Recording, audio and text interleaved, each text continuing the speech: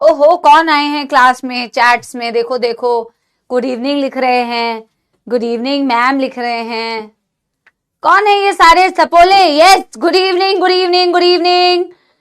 नमस्कार नमस्कार नमस्कार, वेरी गुड इवनिंग। कैसे हैं मेरे प्यारे प्यारे जग से न्यारे सपोलों का? सितंबर का मंथ भी शुरू हो गया बेटा, 2 सितंबर 2024। सारे सपोले मुंह उठा के क्लास करने के लिए आए हैं। मुंह उठा के या फन उठा के? फन, जल्दी बताओ।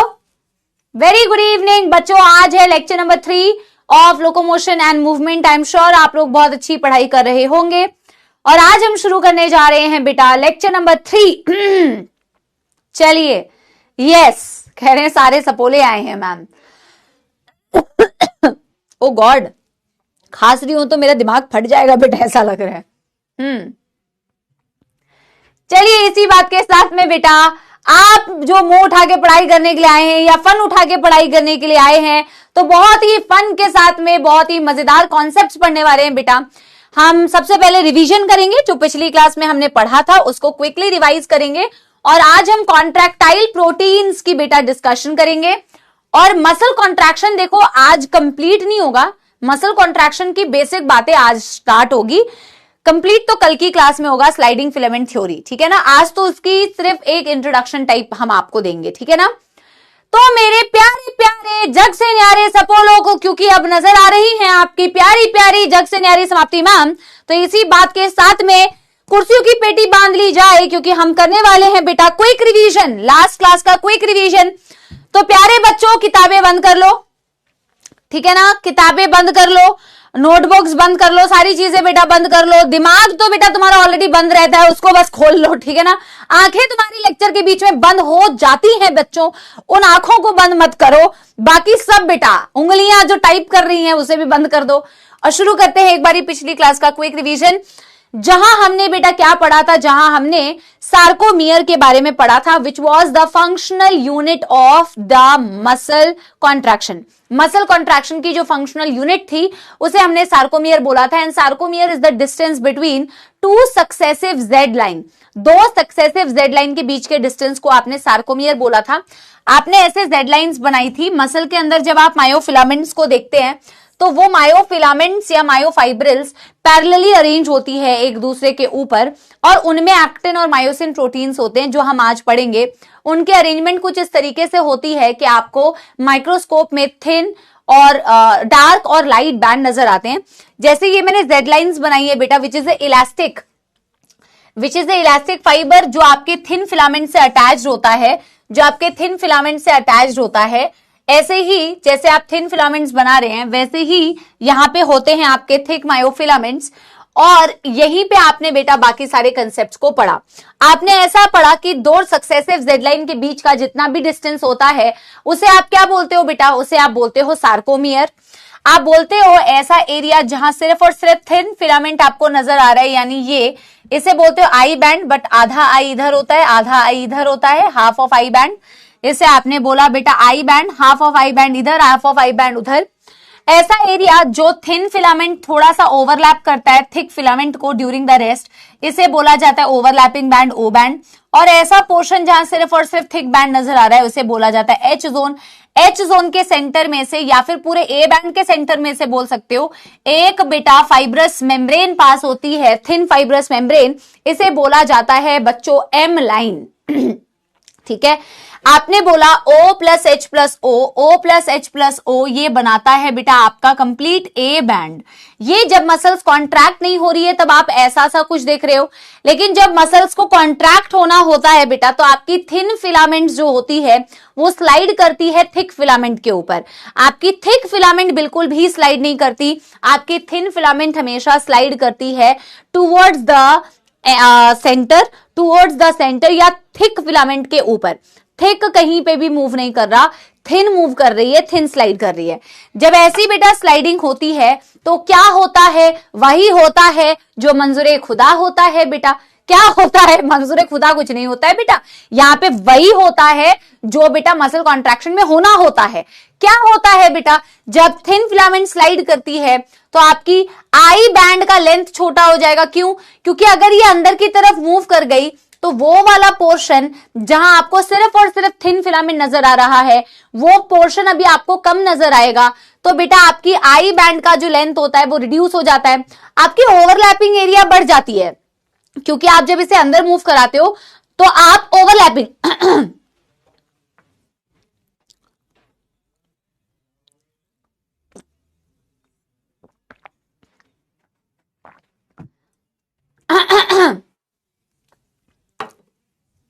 सुनो,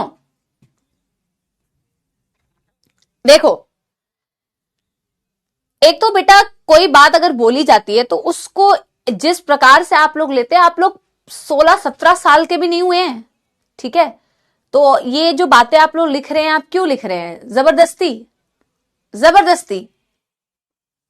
हाँ, पता नहीं तुम लोगों जो ये 15-16 साल के बच्चों, इनका दिमाग कितना कम है। ये सब सोशल मीडिया की वजह से है, ये सब सोशल मीडिया की वजह से है। अपना कोई थॉट प्रोसेस नहीं है, अपनी कोई वो नहीं है, और इतना ऑफेंसिव हो जाते हैं, बिना बात के ही ऑफेंसिव हो जाते हैं। किस बात के लिए भाई? पहले अपने बेटा शेल में से निकलो, तो अभी तो इतना इत्तू से हो बेमतलब की। चलो मतलब सीरियसली मेरे को तुम लोगों को देख के ना कभी कभी वो लगता है, वो होता है कि भाई कैसे लोग हैं आसपास यार, कैसे लोग हैं आसपास। जबरदस्ती का ही कुछ बनाना है तुम्हें, जबरदस्ती।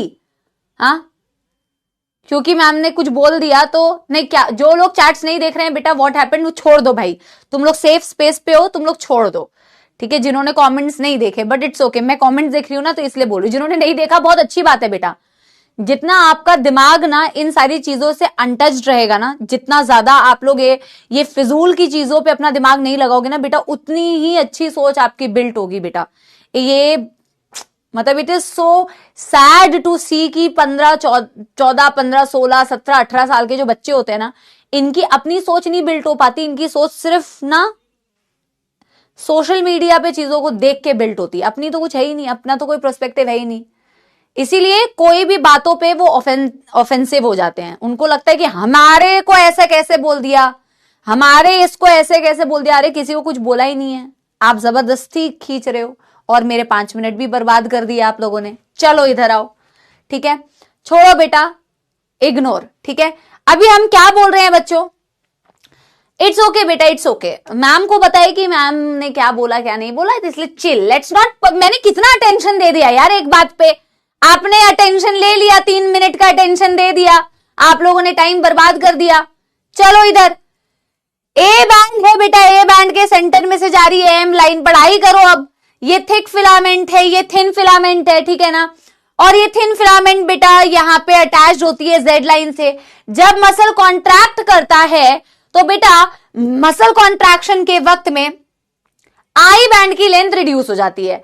आई बैंड की लेंथ क्यों बेटा रिड्यूस होती है? क्योंकि ये पूरा बेटा थिक के ऊपर स्लाइड कर रहा होता है, थिक के ऊपर स्लाइड करता है। जब ये थिक के ऊपर स्लाइड कर रहा होता है तो आपकी ओवरलैपिंग बैंड बढ़ जाती है, पर एच जोन भी रिड्यूस हो जाता है।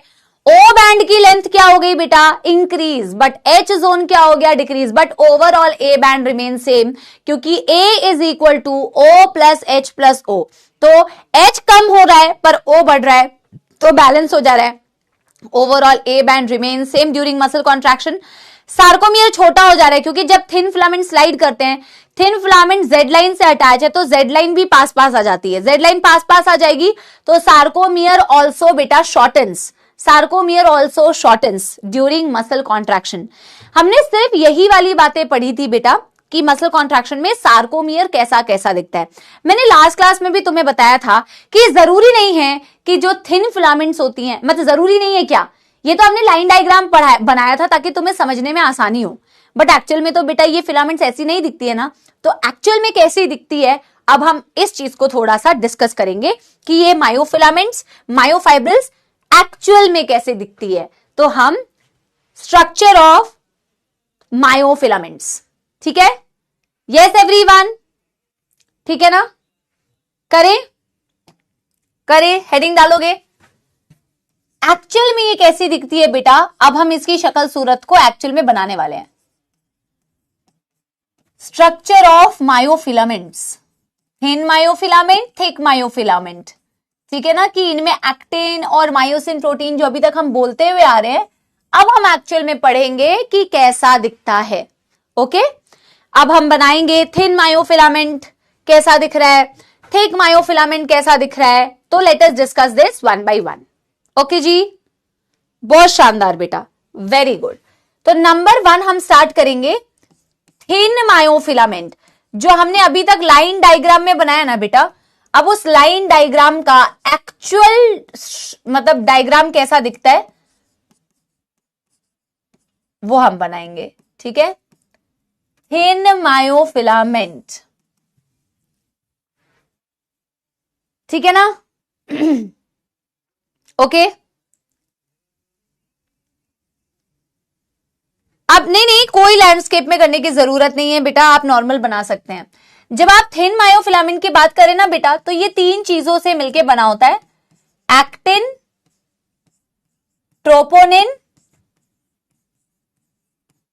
And tropomyosin. बेटा ये 3 चीजें मिलके आपके थिन फिलामेंट को बनाती हैं। बहुत सारे बच्चे ना गलत कर देते हैं, सिर्फ ये लिख देते हैं कि ये एक्टिन से बनता है। सिर्फ ये एक्टिन से नहीं बनता बेटा, इसे बोला तो जाता है एक्टिन फिलामेंट, इसे बेटा बोला तो जाता है एक्टिन फिलामेंट, बट ये सिर्फ एक्टिन से नहीं बना होता। आप देखोगे कई जगह पे थिन मायोफिलामेंट को एक्टिन फिलामेंट भी बोला जाता है, थिक मायोफिलामेंट को मायोसिन फिलामेंट भी बोला जाता है, बट इसमें सिर्फ एक्टिन प्रोटीन नहीं होती, ये प्रोटीन्स है। एक्टिन प्रोटीन, ट्रोपोनिन प्रोटीन, ट्रोपोनोनिन हो गया है ना, ओ माय गॉड्स, कुछ ज्यादा ही बड़ी स्पेलिंग हो गई है, ट्रोपोनिन बेटा, ट्रोपोनोनिन हो गया है, ट्रोपोनिन, ठीक है। तो एक्चुअल में troponin protein, tropomyosin protein, actin protein, ये तीनों प्रोटीन्स मिलके एक थिन फिलामेंट को बनाती है। ऑब्वियसली इसमें से जो एक्टिन प्रोटीन होती है वो कॉन्ट्रैक्टाइल प्रोटीन है, क्योंकि वो मसल कॉन्ट्रैक्शन में हेल्प करेगी। आप देखोगे ट्रोपोनिन एक्चुअल में मसल कॉन्ट्रैक्शन जो कराती है वो एक्टिन ही होती है। ट्रोपोनिन और ट्रोपोमायोसिन तो एक रेगुलेटरी प्रोटीन्स है, जो आपके मसल कॉन्ट्रैक्शन के वक्त में बहुत सारी चीजों को अभी देखोगे आप रेगुलेट कर रही होती है, पर मेन कॉन्ट्रैक्शन में इन्वॉल्व जो प्रोटीन होती है वो एक्टिन प्रोटीन होती है। अभी आप समझोगे कि मैं क्या कह रही हूं, रेगुलेटरी प्रोटीन का मतलब क्या होता है, अभी मैं आपको 1 बाय 1 इन चीजों को समझाऊंगी। बट थिन फिलामेंट का मतलब है मैम, उसमें एक्टिन है, उसमें ट्रोपोनिन है, उसमें ट्रोपोमायोसिन है, ये तीनों चीजें होती है, ठीक है। यस, अब हम बेटा सबसे पहले डिस्कस करने जा रहे हैं नंबर 1 एक्टिन प्रोटीन को। We are going to discuss this protein बेटा, एक्टिन प्रोटीन।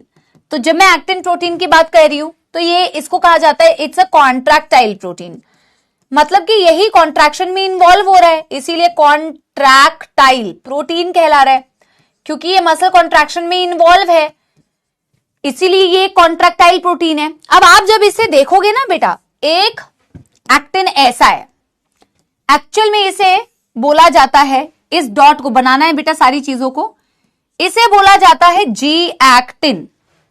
क्या बोला, इसे बोला जी एक्टिन। जी एक्टिन का मतलब होता है globular actin. Ji stands for बेटा ग्लोब्यूलर, जी स्टैंड्स फॉर बेटा ग्लोब्यूलर, जी का मतलब ग्लोब्यूलर एक्टिन। जैसे मोती की माला मेरे को बनानी है, अगर मेरे को बेटा मोती की माला बनानी है तो मोतियों को जोड़ना पड़ेगा बेटा, तब जाके मैं मोती की माला बना सकती हूं। मोतियों को पिरोना पड़ेगा ना, यस, मोतियों को पिरोना पड़ेगा, तो मोती पिरोंगी तो क्या हो जाएगा बेटा, मोती की माला बनेगी। लेकिन एक सिंगल मोती जो है वो एक मोनोमर है, और जब मोतियों को मिला दिया तो वो पॉलीमर बन गया। पॉलीमर होता है मोनोमर से मिलके जो बनता है। जैसे मेरे को प्रोटीन बनाने का है तो मैं अमीनो एसिड्स को जोड़ दूंगी बेटा, तो मेरा क्या बन जाएगा, प्रोटीन बन जाएगा। समझ रहे हो ना, एक मोती से मैं कई सारी मोतियों को अगर जोड़ दूं तो मोती की माला बन जाएगी, पॉलीमर बन जाएगा।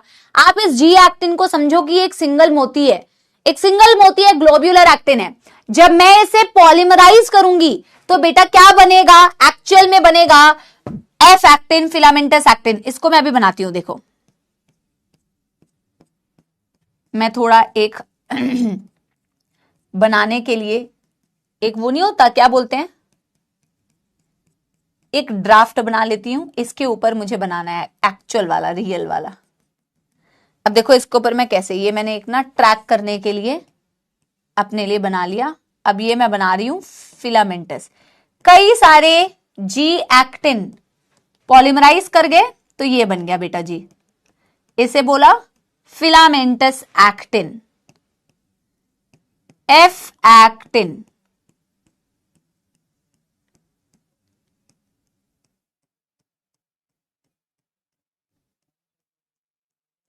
समझो, ठीक है ना। ये हुई है मैग्नीशियम आयंस की प्रेजेंस में polymerisation. In presence of magnesium ions, actually this magnesium ion helps in polymerisation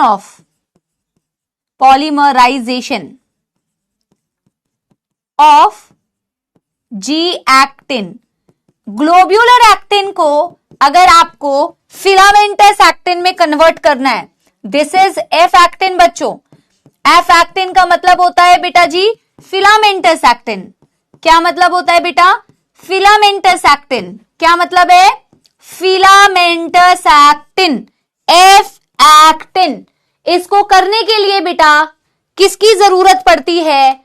magnesium ions की। मैग्नीशियम आयंस ने ग्लोब्यूलर एक्टिन की पॉलीमराइजेशन करा दी। एसी पॉलीमराइजेशन, ठंडा हो रहा है ज्यादा भाई, चेक करो।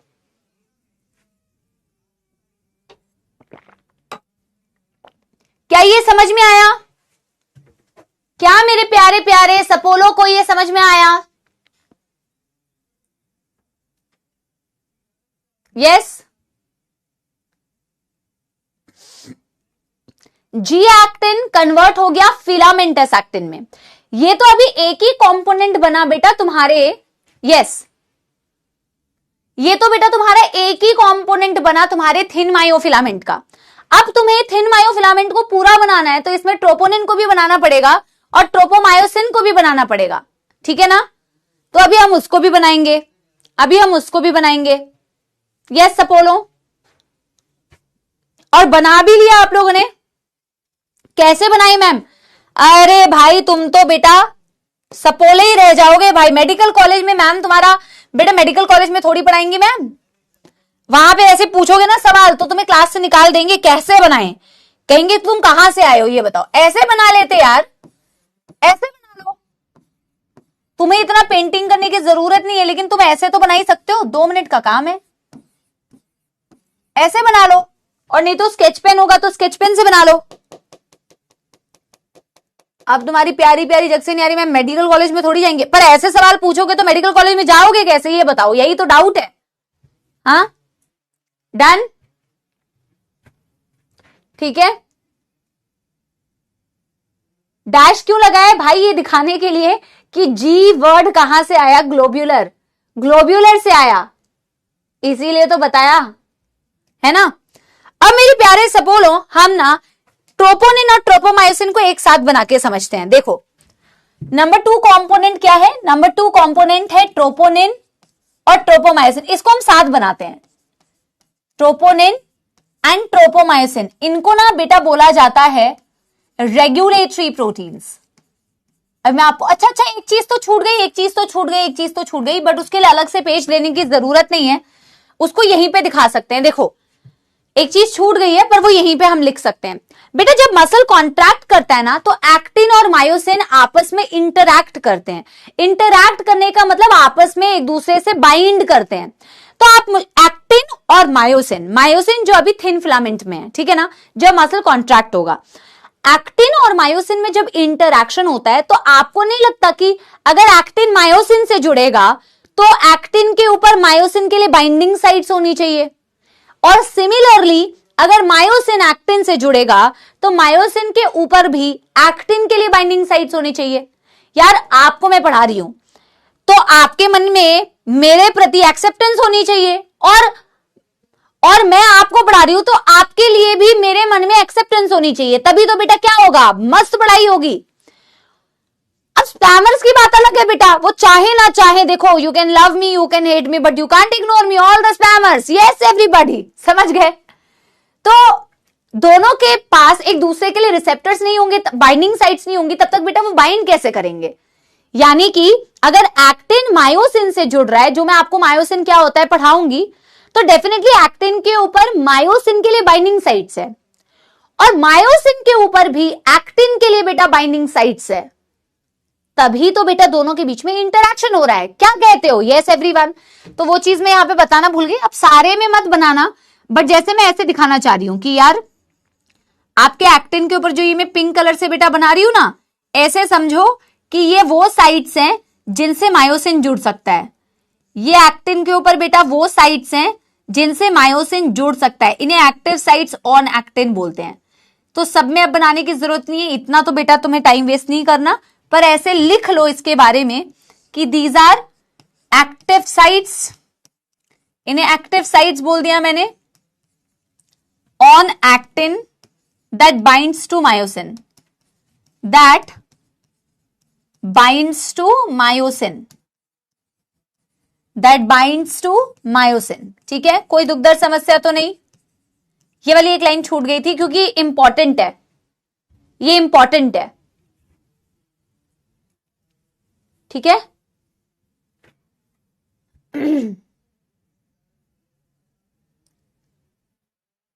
लव यू प्रेरणा। शारीन बेटा मैं ये चेक करा लेती हूं एक बारी, आगे का डेफिनेटली प्लान में होगा बेटा। ठीक है,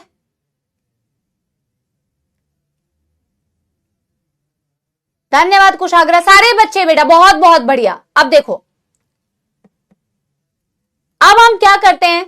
यस, अब हम आगे कंटिन्यू करते हैं। ठीक है, अब हम बेटा ट्रोपोनिन और ट्रोपोमायोसिन को जरा समझने की कोशिश करते हैं।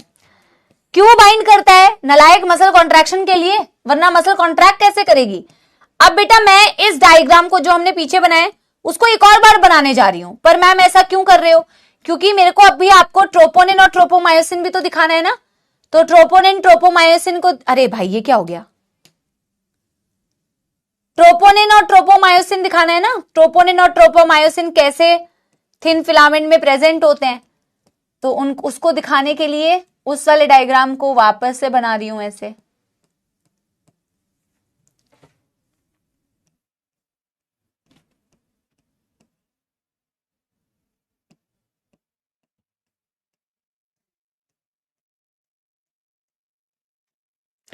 आप ज्यादा बड़ा मत बनाओ, भले छोटा सा बना लो, कोई दिक्कत नहीं है बेटा कि आपको बहुत बड़ा डायग्राम बनाना है, नहीं ऐसा कुछ नहीं है।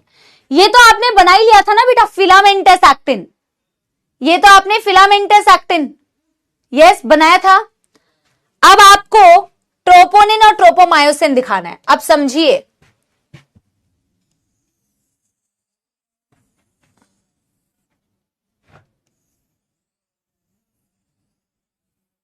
ये जो मैंने ग्रीन कलर से बनाया है बेटा एक धागे जैसा, इसे बोला जाता है ट्रोपोमायोसिन। समझना कैसे प्रेजेंट है ये अभी मैं बताती हूं। इसे बोला tropomyosin, this a regulatory protein tropomyosin. समझो फॉर एग्जाम्पल इस पेन को समझना कि ये तुमने बनाया एक्टिन, फिलामेंटस एक्टिन, तुमने ये फिलामेंटस एक्टिन बनाई थी। अगर मैं अब मेरे पास धागा नहीं है तो मैं अपने बालों का इस्तेमाल कर रही हूं, मैंने यकीन में भी पढ़ाया अभी रिसेंटली, तो बालों के ही इस्तेमाल करके मैंने समझाया। समझो बेटा, मेरे तो बाल वैसे भी हेलिकल ही है ना। तो अब बेटा समझो, अगर तुम इसे एक्टिन बोल रहे हो तो ट्रोपोमायोसिन कैसे प्रेजेंट है इसके ऊपर? ऐसे ऐसे ऐसे ऐसे ऐसे। समझ पा रहे हो? यस एवरीवन, क्या समझ पा रहे हो ट्रोपोमायोसिन कैसे प्रेजेंट है? Tropomyosin is present like this, it is two filamentous structure that is wrapped around the actin, filamentous actin। समझ गए? filamentous actin के ऊपर wrapped है कंप्लीटली आपकी जो स्ट्रक्चर टू फिलामेंट जिसे बोलते हैं ट्रोपोमायोसिन। यस यस, सो इसे क्या बोलेंगे? Two filamentous structures wrapped around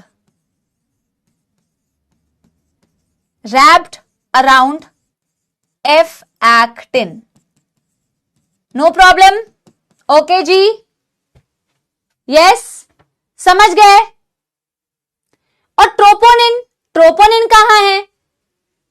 troponin कहां है? ट्रोपोनिन एक ट्राइमेरिक प्रोटीन है, समझना। ट्रोपोनिन को बोला जाता है एक ट्राइमेरिक प्रोटीन। अब मैं इसको पहले बना देती हूं, फिर समझाऊंगी। जैसे ये ट्रोपोनिन है, इसे बोला जाता है ट्रोपोनिन। जो मैं इस तरीके से बना रही हूं ना, ये through out the thin filament distributed होता है इस तरीके से। जो मैं ये रंगोली बना रही हूं, ये अब ये कंप्लीट जो फिगर बना है ना, ये थिन फिलामेंट का कंप्लीट फिगर बना है। This is called as troponin. मैं ट्रोपोनिन को अभी अलग से बना के भी बताऊंगी। ट्रोपोनिन एक ट्राइमेरिक प्रोटीन है। पहली बात तो ट्राइमेरिक क्यों बोला अभी समझा रही हूं।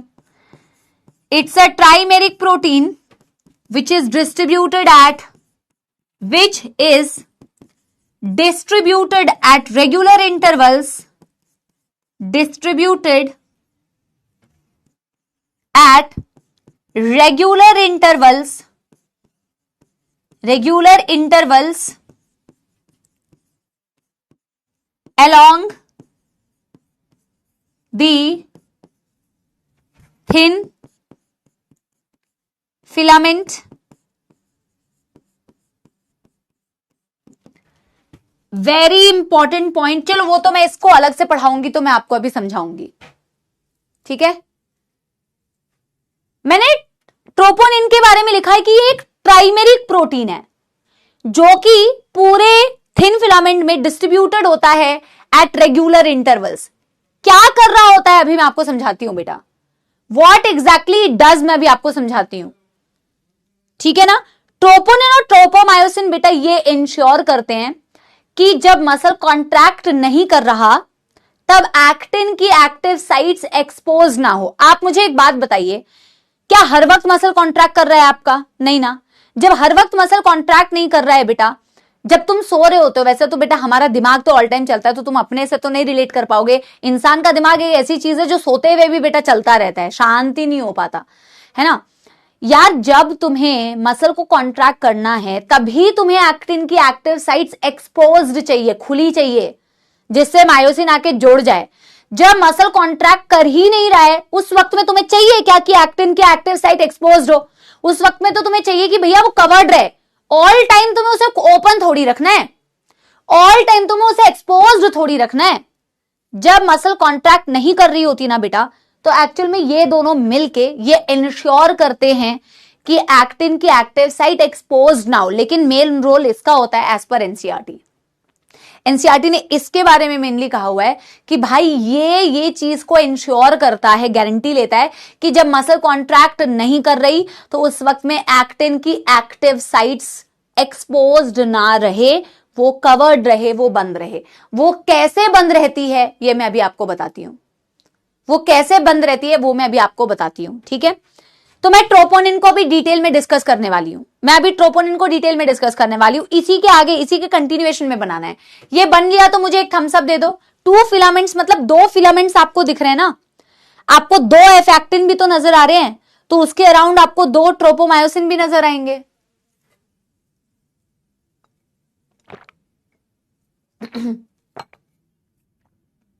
Done done done done.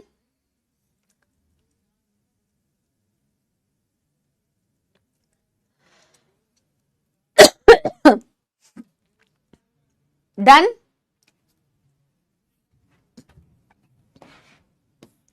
Expose रहेगी और मसल कॉन्ट्रैक्टेड रह गया तो हर वक्त मसल को कॉन्ट्रैक्ट थोड़ी करना है। अगर मैं इस ट्रोपोनिन को, अब बेटा ये कहानी बहुत ज्यादा जरूरी है मसल कॉन्ट्रैक्शन को अभी समझने के लिए, क्योंकि अभी मैं आपको मसल कॉन्ट्रैक्शन के बेसिक समझाऊंगी। ये है आपका ट्रोपोनिन। मैंने कहा ट्रोपोनिन एक ट्राइमेरिक प्रोटीन है। अब मेरे को इसे समझाने दो। पहले काम करते हैं, यहां बनाते हैं एक्टिन। एक ही एक्टिन को बना के बता रही हूं। अब मैं पूरा तो बेटा वो वापस से इतना बड़ा सा बनाने की जरूरत नहीं है।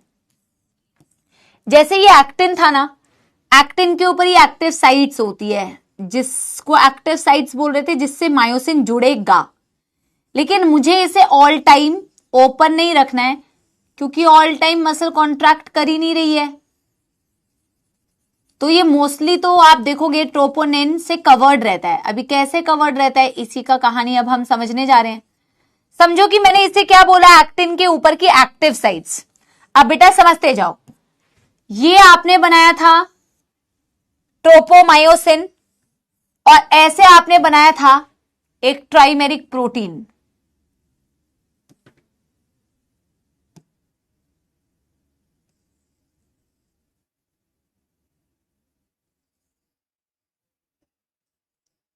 ऐसे समझो, ठीक है ना। अब देखो लेबल करते हैं पहले। दिस इज ट्रोपोमायोसिन, फिलामेंटस जो स्ट्रक्चर था। अभी मैंने एक ही एक्टिन का गोला बनाया, ये एक्टिन के ऊपर की एक्टिव साइट्स थी, एक्टिन्स एक्टिव साइट। मायोसिन के लिए जो साइट्स थी एक्टिन के ऊपर, ये वो एक्टिव साइट है। ये आपका ट्रोपोनिन है। अब मैं लेबल कर रही हूं ट्रोपोनिन में, एक पार्ट को लेबल कर रही हूं TPC, एक को मैं लेबल कर रही हूं TPI, एक को मैं लेबल कर रही हूं TPT। पहले तो ये समझिए कि ये क्या है। यस यस, देखो क्या बोला मैंने, और ये है, ये वो फिगर है जब मसल्स रिलैक्स्ड है, ये वो फिगर है जब मसल्स रिलैक्स्ड है। मैंने अभी आपको समझाया था कि ट्रोपोनिन एक ट्राइमेरिक प्रोटीन है। ट्राइमेरिक का मतलब होता है 3 कंपोनेंट्स है बेटा। ये टीपी रिप्रेजेंट कर रहा है, TP stands for troponin. TP किसके लिए स्टैंड कर रहा है बेटा, टीपी स्टैंड्स कर रहा है ट्रोपोनिन। इसका एक कंपोनेंट कहला रहा है बेटा टीपीआई, एक कंपोनेंट बेटा इसका कहला रहा है टीपीटी, और एक कंपोनेंट बेटा इसका कहला रहा है टीपीसी। समझिए अब इस बात को।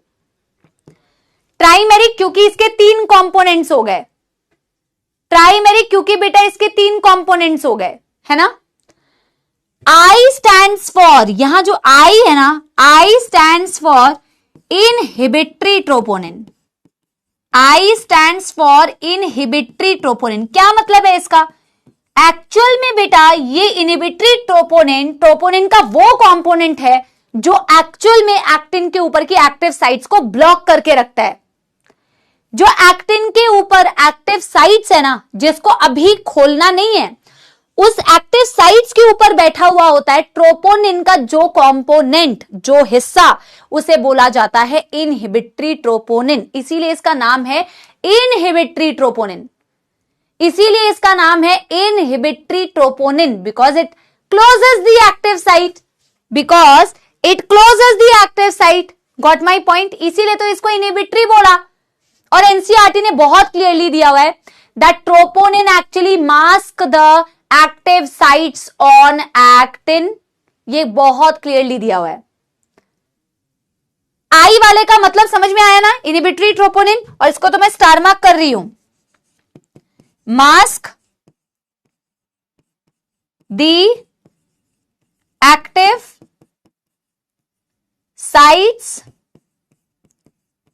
On actin. यही कंपोनेंट है जो एक्चुअल में मास्क करके रखता है एक्टिन के ऊपर की एक्टिव साइट्स को। यह साकेत बिल्कुल सही, वो भी बताऊंगी अभी मैं। अच्छा, टीपीटी बोला आपने, component that binds to troponin, sorry, component that binds to tropomyosin, that binds to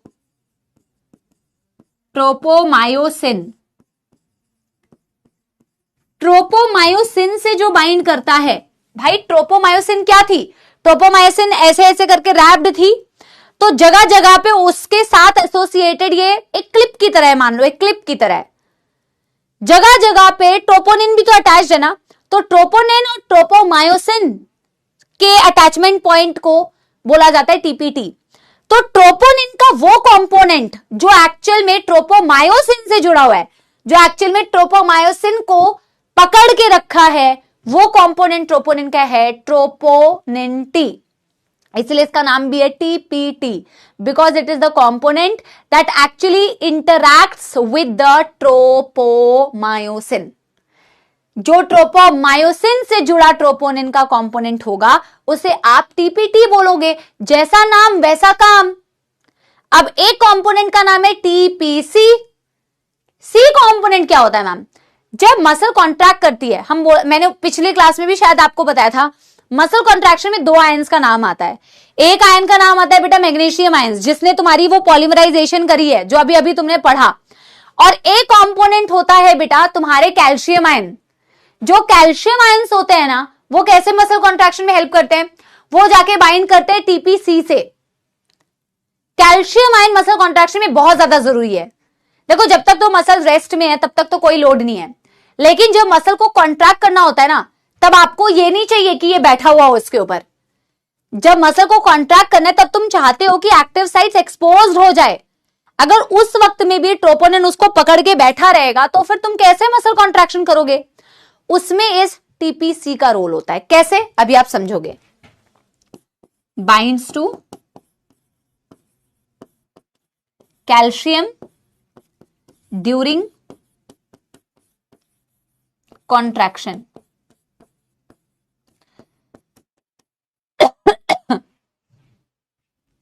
देखो कैसे ये ड्यूरिंग कॉन्ट्रैक्शन कैल्शियम से बाइंड करके कैसे करेगा, क्या करेगा, अभी मैं आपको समझाती हूं।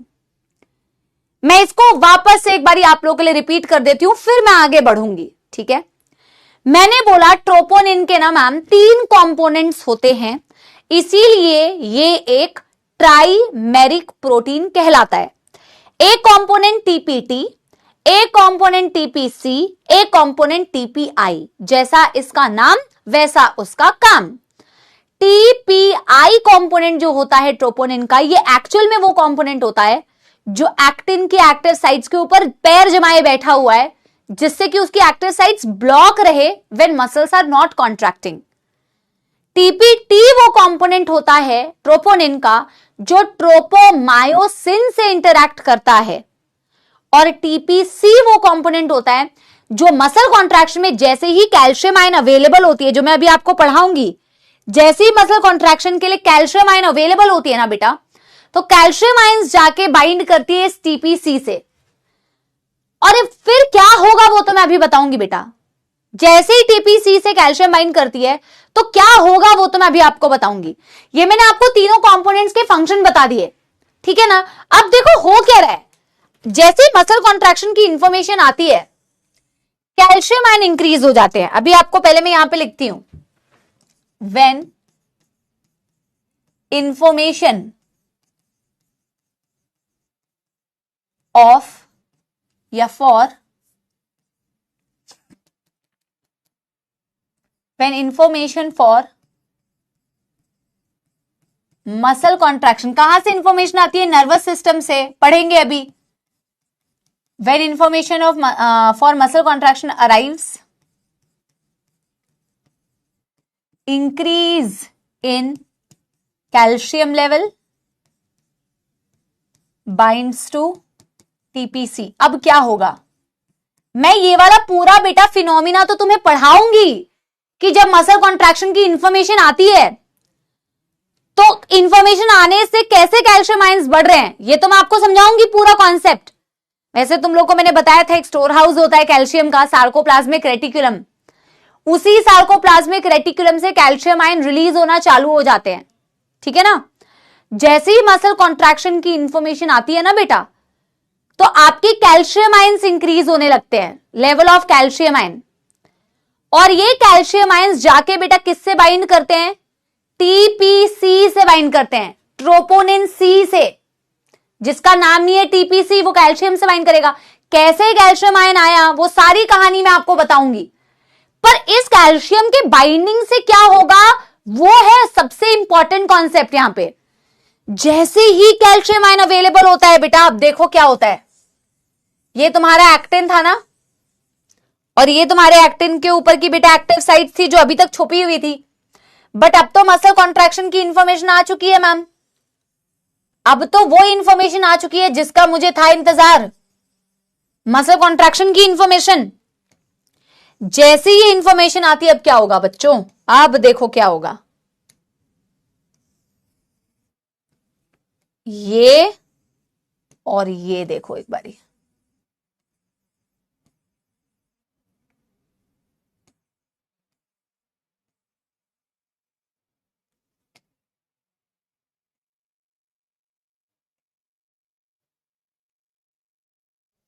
देखो ये है टीपीसी फॉर एग्जाम्पल, ठीक है। अब यहां पे मैं लिख रही हूं binds to calcium results in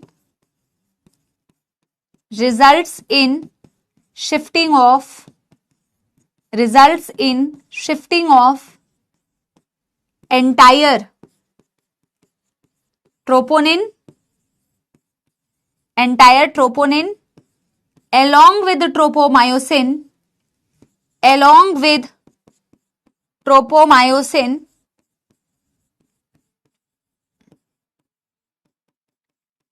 from actin's active site। समझो, सपोलो समझो, इसकी इंपॉर्टेंस को स्टार मार्क कर रही हूं। जैसे ही कैल्शियम आयंस इंक्रीज होते हैं, जैसे ही कैल्शियम आयन इंक्रीज होते हैं, होता क्या है समझो, ये था तुम्हारा एक्टिन, इसके ऊपर ट्रोपोनिन चढ़ के बैठा हुआ था, ट्रोपोनिन और ट्रोपोमायोसिन। लेकिन मसल कॉन्ट्रैक्शन की इंफॉर्मेशन आई है, मोटर न्यूरॉन इंफॉर्मेशन लेके आते हैं। देखो बिना इंफॉर्मेशन के बेटा, बिना न्यूरॉन्स के तो एक पत्ता भी नहीं हिल सकता। तुम्हारी बॉडी में ये जो एक्टिविटी हो रही है, मैं जो ये बोल पा रही हूं, मैं जो ये देख पा रही हूं, मैं जो ये सुन पा रही हूं, तुम जो ये लिख पा रहे हो, है ना, ये सारे तुम्हारे न्यूरॉन्स की कोऑर्डिनेटेड एक्टिविटी है। हार्मोनल सिस्टम है, न्यूरल सिस्टम है, कोऑर्डिनेटेड तरीके से काम करते हैं। मसल्स बिना इंफॉर्मेशन के काम कैसे करेंगे, कॉन्ट्रैक्ट कैसे करेंगे? मसल्स तो एक्साइटेबल सेल्स है, आपने पढ़ा तो था मसल्स एक्साइटेबल है, मसल स्टिमुलेट हो सकते हैं। कौन करता है? न्यूरॉन्स करती है। कैसे करती है वो तो कहानी बताऊंगी मैं। अभी तो मैं तुम्हें बेटा बोलते हैं ना रिवर्स तरीके से एनसीईआरटी में दिया हुआ है, और which is a good way to read.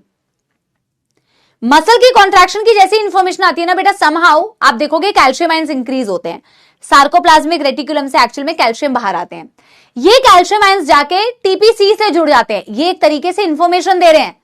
TPC से जैसे ही कैल्शियम आयंस जुड़ते हैं ना बेटा, इसकी स्ट्रक्चरल कॉन्फॉर्मेशन चेंज होती है, कुछ इसके स्ट्रक्चरल कॉन्फॉर्मेशन चेंज होती है। मतलब इसमें कुछ ऐसा बदलाव आया कि ना आपकी जो पूरी ट्रोपोनिन और ट्रोपोमायोसिन थे ना, वो खिसक के साइड हो गए, हट के कहीं बाहर नहीं चले जाते बेटा मसल से, ऐसे बैठे हुए हैं। जैसे ही टीपीसी आके बाइंड करता है तो ये जरा सा ऐसे शिफ्ट हो जाएंगे। जैसे ही टीपीसी से कैल्शियम बाइंड करता है, ये बस ऐसे शिफ्ट हो जाते हैं, ये बस ऐसे शिफ्ट हो जाते हैं। ये कुछ बेटा कहीं भाग के अलग कहीं और चले नहीं गए, बस वो ऐसे खिसक जाएंगे। ऐसे खिसके क्यों? ताकि इसकी जो एक्टिव साइट्स थी, जो अभी इससे क्लोज्ड थी, अब वो क्या हो जाए, एक्सपोज हो जाए। क्या आपको समझ में आई? ये क्यों जरूरी है? देखो ये रेगुलेटरी प्रोटीन्स है, ये रेगुलेट कर रही है। जब इसको ओपन होना है तभी ओपन करवाएगी, जब नहीं है कैल्शियम आयन तो ये जाके वापस से बाइंड कर जाएंगी। सिंपल। यस, आप इसे नोट डाउन कर लो फटाफट से।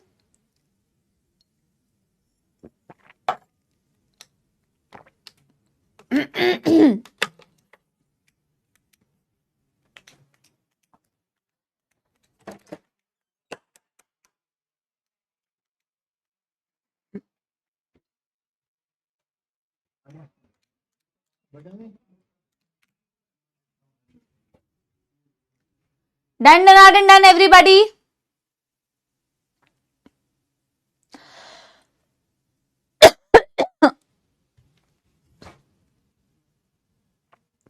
पहले मैं इसकी एनसीईआरटी की रीडिंग आपको कराती हूं, फिर मैं आपको बेटा थिक मायोफिलामेंट पढ़ाऊंगी।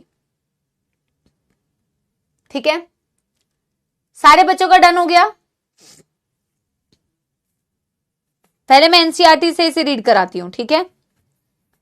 यस,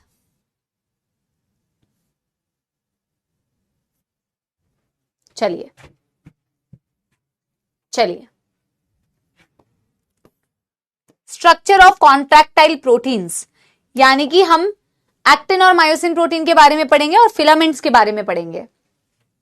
देखिए बेटा, each actin filament is made up of, each actin यानी कि thin filament is made up of 2 filamentous actin helically wound to each other. आपको दिख रहा है, ये जी एक्टिन थी और ये एफ एक्टिन थी। ये कितने हैं? 2 एफ एक्टिन है, क्योंकि 2 एफ एक्टिन थे तो वैसे ही बेटा 2 आपके पास ट्रोपोमायोसिन भी तो थी, helically wound to each other.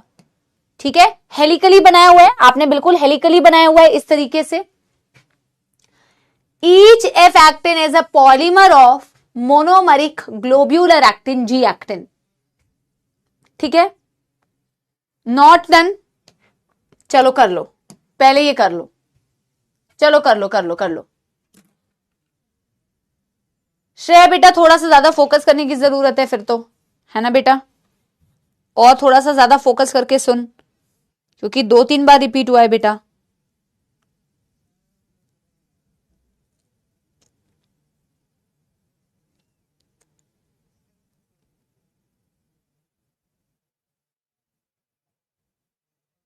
पहले ये कर लो बेटा, कोई बात नहीं, टेक 2 मिनट्स टाइम। जिन्होंने नहीं किया वो फटाफट से कर लो, फिर स्पैमिंग नहीं करना है, ठीक है ना, पहले कर लो।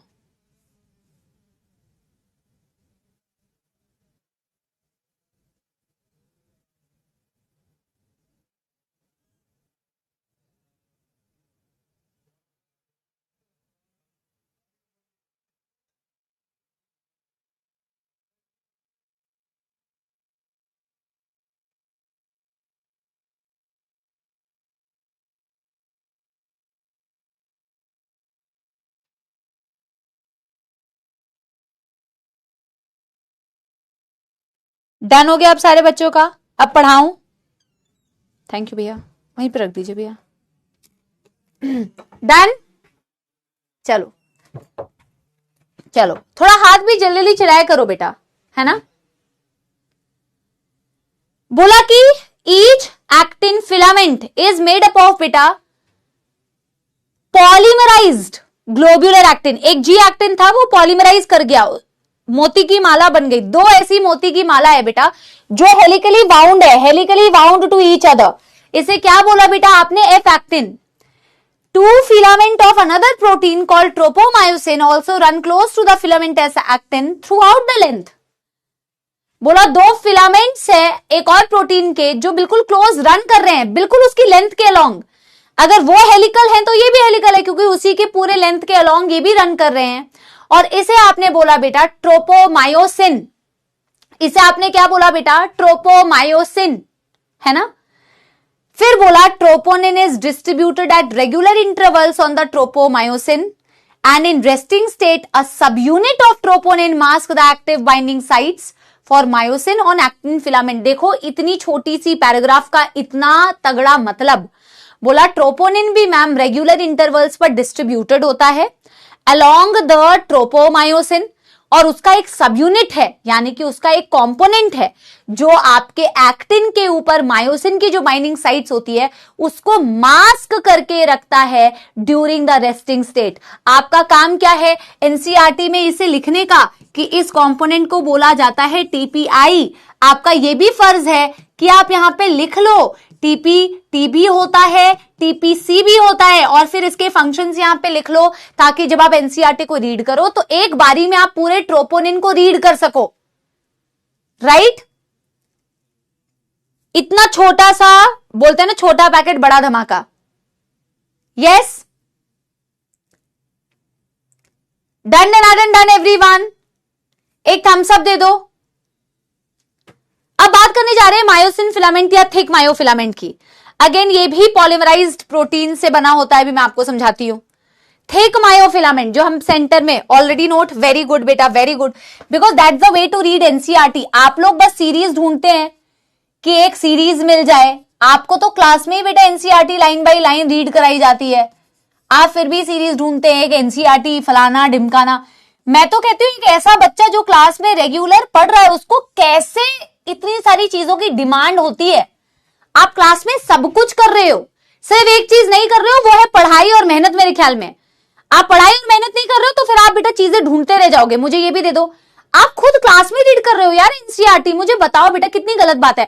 आप लोगों ने बेटा हमारे पीडब्ल्यू से, पता नहीं तुम लोग कितने लोगों की सक्सेस स्टोरी देखते हो कि नहीं, मुझे नहीं पता, मैंने लक्ष्य में तो बताया, तुम्हारी क्लास में शायद बताया नहीं, बट मुझे लगता है तुमने वो स्टोरी देखी होगी। तुमने देखा बच्चा समोसा बेचता है यार, उस ठेले से बच्चे का सिलेक्शन हो गया। कितनी बड़ी बात है, आप समझ पा रहे हो इस चीज को, कितनी बड़ी बात है। देखा है वीडियो आपने?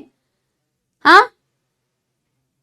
और आप लोग सिर्फ एक्सक्यूजेस देते हो, इतने छोटे छोटे हो अभी। ऐसे अपने आप को मैं कई बार तुम लोगों को बता चुकी हूं कि बेटा अपने आप को ऐसा मत बनाओ कि बाद में तुम अपने आप से नफरत करने लग जाओ कि हाय मैंने अपने आप को कैसे बना लिया। हाँ सनी भैया, यस। तो आप सोच के देखो, वो होता है स्ट्रगल बेटा, जहां आपको अगले दिन के बारे में सोचना पड़े कि भाई मैं अगले दिन का कैसे करूंगा। और रोने पीटने से क्या होता है आप मुझे बताओ? कितने दिन आपका कोई रोना गाना सुनेगा? आप मुझे ये बताइए, कोई सुनेगा बेटा? 2 दिन सुनेंगे, आपके मम्मी पापा भी 2 दिन सुनेंगे कि नहीं यार इस टेस्ट में नंबर कम आए थे, शायद ये कारण था, चलो इसमें सिलेक्शन नहीं हुआ, शायद ये कारण था, चलो ये वाला सिलेक्शन बच्चे का नहीं हुआ तो ये पर कब तक सुनेंगे बेटा? एक टाइम के बाद तो वो भी परेशान हो जाएंगे ना यार, कि यार हर टेस्ट में, हर एग्जाम में, हर लाइफ के हर चीज में वो यही बोल रहा है कि इस वजह से नहीं हुआ। प्रॉब्लम्स गिनाते रहोगे तो नहीं चलेगा ना बच्चों। ऐसी चीजों से मोटिवेशन लिया करो। हमें भी मोटिवेशन मिलती है कि भाई ऐसे स्ट्रगल करके भी बंदा अगर जिसके करने का जिगरा है ना बेटा तो वो वहां से भी कर सकता है, और जिसका करने का जिगरा नहीं है ना बेटा वो सिर्फ कमियां ढूंढता है, सिर्फ कमियां ढूंढता है बेटा। ऑनेस्टली आप अपने जीवन में कमियां ढूंढते रहोगे तो आपको कमियां ही मिलेंगी। आप पॉजिटिव ढूंढने की तो कोशिश करो, तभी तो आप उस अप्रोच को, एटलीस्ट उस अप्रोच पे जाओगे।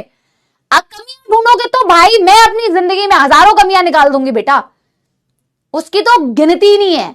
तो you don't have to be that child who only cries and cribs. Don't be that child, nobody bothers बेटा, नो वन केयर्स। सच बता रही हूं, किसी को फर्क नहीं पड़ता तुम्हारी जिंदगी में कितने दुख हैं, कितनी प्रॉब्लम्स है, कोई तुमसे प्यार करता है नहीं करता है, किसी को फर्क नहीं पड़ता है। तुम सक्सेसफुल हो जाओगे तो सब तुम्हारे पीछे हैं, सक्सेसफुल नहीं होगे तो भाई कोई नहीं पूछेगा यार। ये सच्चाई है बेटा।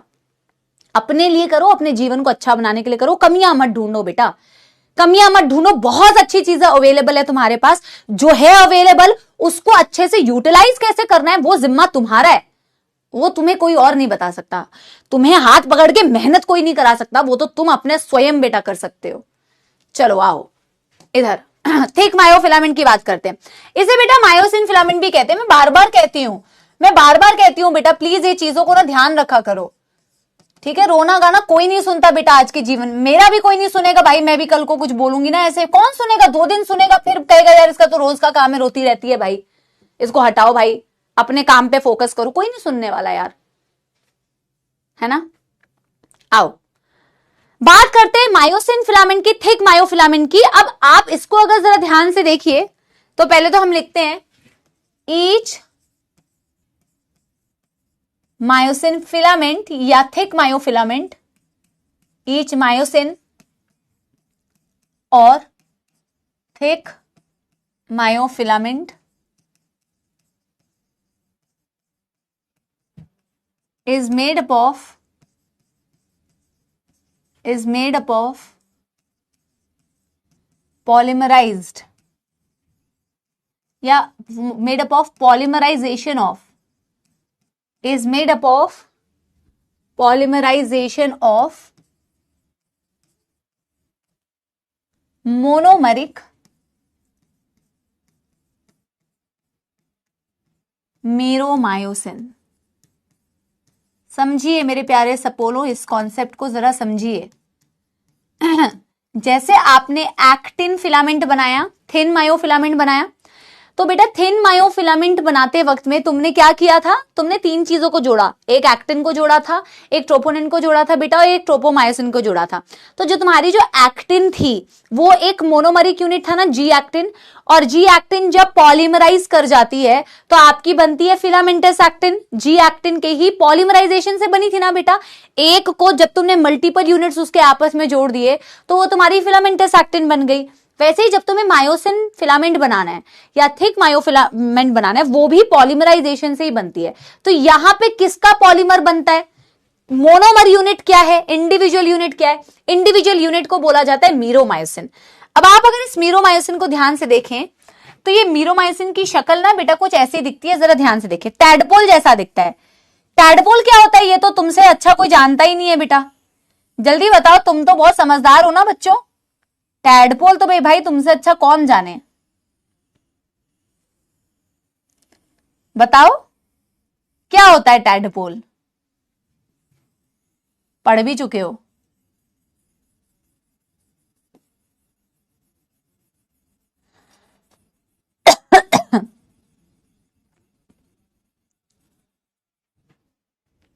फ्रॉग, ये क्या है? टैडपोल क्या होता है? तो फ्रॉग होता है। ये क्या है? हाँ ये फिर भी सही बात है, लिख रहे एक बच्चा, देखो बच्चों को देखो लिख क्या लिख रहे, फ्रॉग का बच्चा। अरे भाई लार्वा बोल लो ना, लार्वा बोलने में क्या मौत आ रही है? फ्रॉग का लार्वा लिख रहा है, फ्रॉग का बच्चा होता है मैम। सपोले का फेवरेट फूड लिखा हुआ है देखना। तो टैडपोल देखा है ना सबने, छोटी मछली ऐसी दिखती है काले काले रंग की, तुमने पानी पानी में कभी तो देखी होगी, बड़ी कॉमन है। एक्चुअल में ना टैडपोल जैसी शक्ल दिखती है इस मोनोमर की, मीरोमायोसिन की। इसकी शक्ल थोड़ी टैडपोल जैसी ही है।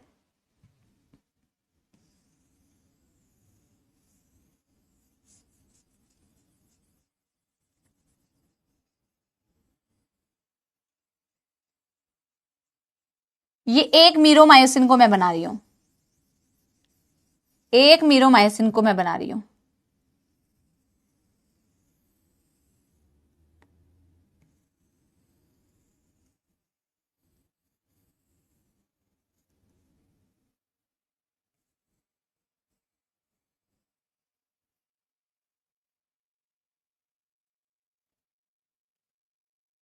देखो this figure represents a single, सपोला लग रहा है तुम्हें तो हर जगह बेटा अपनी शक्ल नजर आती है, अब क्या बताएं। थोड़ा इसको ना इस साइड को थोड़ा और अच्छे से मैं बना सकती हूँ, तो इसको थोड़ा और अच्छे से बनाया जाए।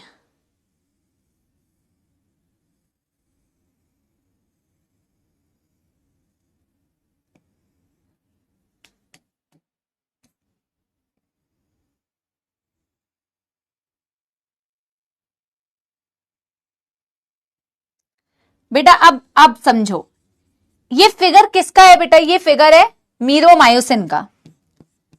ये फिगर किसका है, ये भी गलती कर देते हैं बच्चे, ये फिगर है मीरोमायोसिन। बेसिकली ये मोनोमर है, ये वो मोनोमर है जिससे आगे जाके क्या बनेगा बेटा, ये वो मोनोमर है जिससे आगे जाके बनेगा आपका मायोसिन, यानी कि आपका थिक फिलामेंट।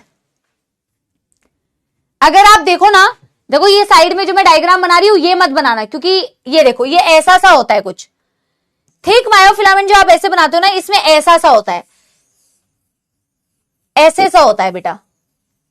अब आपको इसकी मोनोमर से पॉलीमर नहीं बनाना, ये मैं आपको ऐसे दिखा रही हूं, कुछ इस प्रकार से दिखता है। इसकी जब पॉलीमराइजेशन होती है ना बेटा, तो ये कुछ इस प्रकार से दिखता है।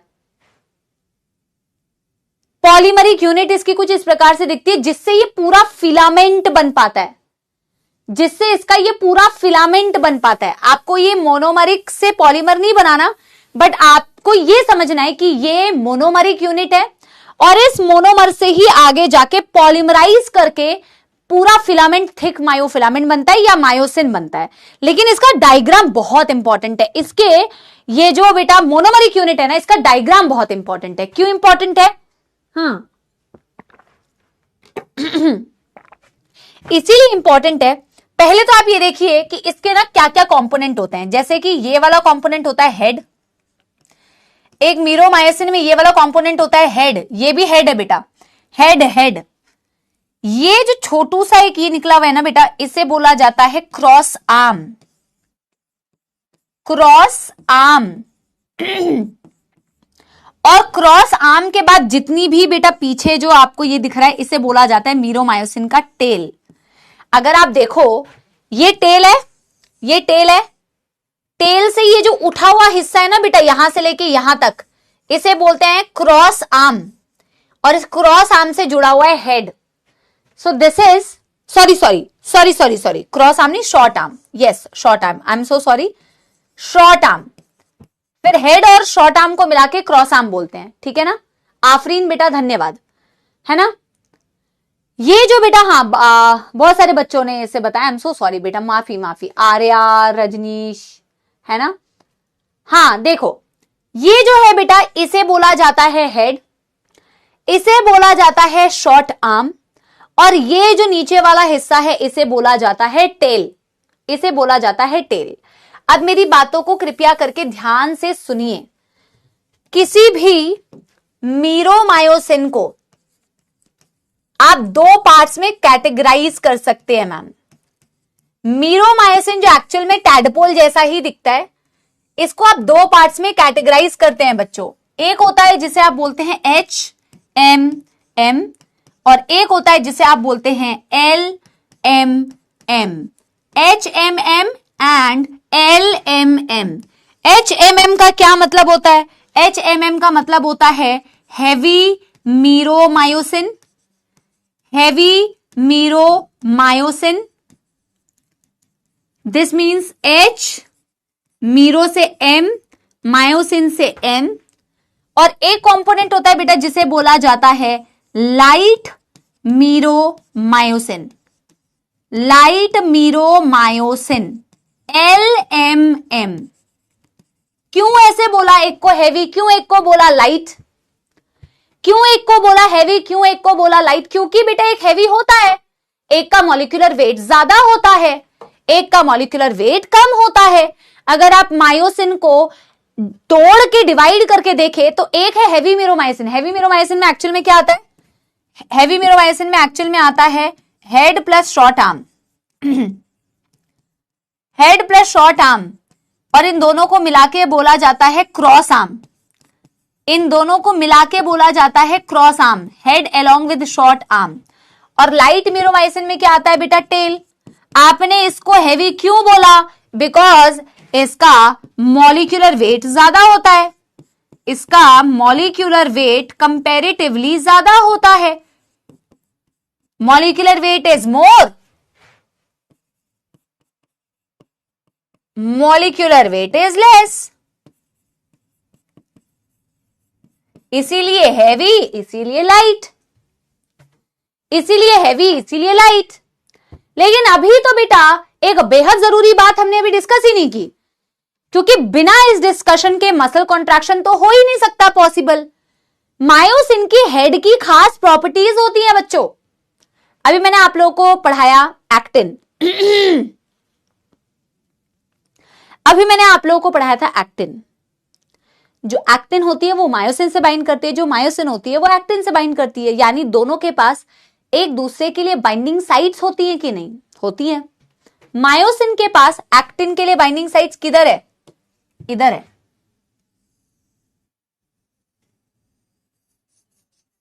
ये दोनों साइड पे जो हेड है ना, दोनों हेड्स पे होंगी। और आप किसी भी तरफ बना सकते हो, ये नहीं कि मैम एनसीईआरटी में तो इस तरफ दिया हुआ है, कोई बात नहीं, किसी भी तरफ बना सकते हो, बस लेबलिंग मतलब दोनों की होनी चाहिए। मैं बताऊंगी क्या मैं बोल रही हूं। ये रेड कलर से जो मैंने बनाया है हेड के ऊपर, ये दोनों, ये क्या है? ये एक्टिन बाइंडिंग साइट्स हैं। ये वो साइट्स हैं जिन्हें बोला जाता है actin binding sites. Actin binding sites myosin के पास है और मायोसिन बाइंडिंग साइट्स एक्टिन के पास है। सपोले की आंखें, नेहा कह रही है। और दूसरा एक कंपोनेंट क्या होगा मैम? बेटा मसल कॉन्ट्रैक्शन के लिए एक चीज तो आप सब भूल ही गए हैं, एनर्जी चाहिए बेटा, एनर्जी। और बेटा आप सेल्स में तो एक ही एनर्जी की बात करते हैं जो बचपन से आप पढ़ते आ रहे हैं, उसमें आप कभी जीवन में गलती नहीं करेंगे। एटीपी, उसमें भी अगर कोई बायोलॉजी का स्टूडेंट गलत करता है तो भैया कौन सी बायोलॉजी पढ़ के आए हो ये बताओ। अगर ये नहीं पता है कि मसल कॉन्ट्रैक्शन में एनर्जी या कहीं पे भी बॉडी में एनर्जी की बात करते हैं तो एटीपी की बात करते हैं। ये जो है ना बेटा ब्लू कलर से जो मैंने बनाई है, ये है ATP binding sites. These are ATP binding sites. आप देख रहे हो इसके हेड की कितनी इंपॉर्टेंट प्रॉपर्टीज है। These are ATP binding sites, very very very important.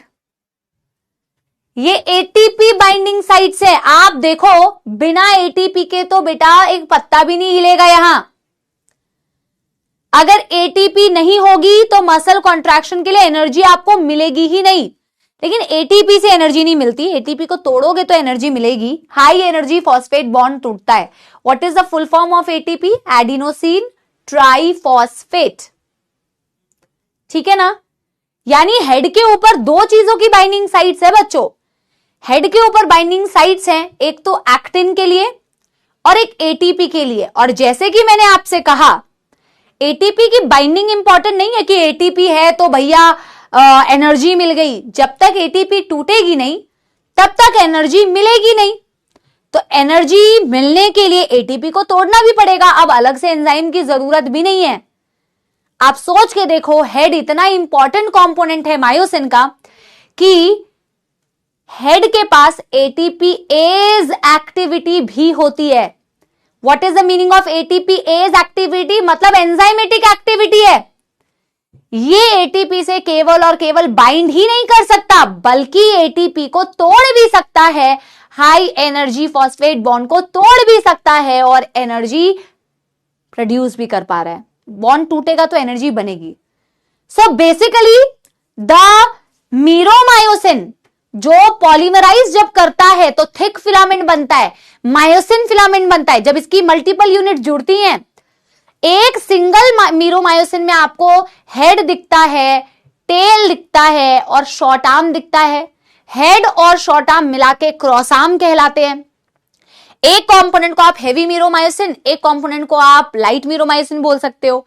Heavy meromyosin बोल रहे हो क्योंकि मॉलिक्यूलर वेट ज्यादा है। क्रॉस आर्म जो है वो हेवी मीरोमायोसिन में आता है। टेल जो है बेटा वो लाइट मीरोमायोसिन में आता है। हेड के ऊपर एटीपी की बाइंडिंग साइट्स भी होती हैं, एक्टिन की बाइंडिंग साइट्स भी होती हैं। और सिर्फ ये एक्टिन एटीपी से बाइंड नहीं करता बल्कि बेटा ये एटीपी को तोड़ भी सकता है। गिव मी जस्ट 2 मिनट्स, है ना। आप इसे नोट कर लो तब तक।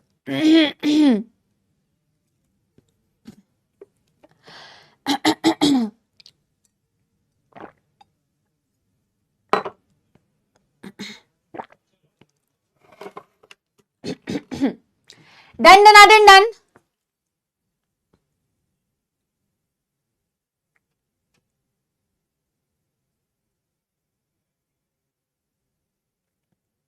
Done.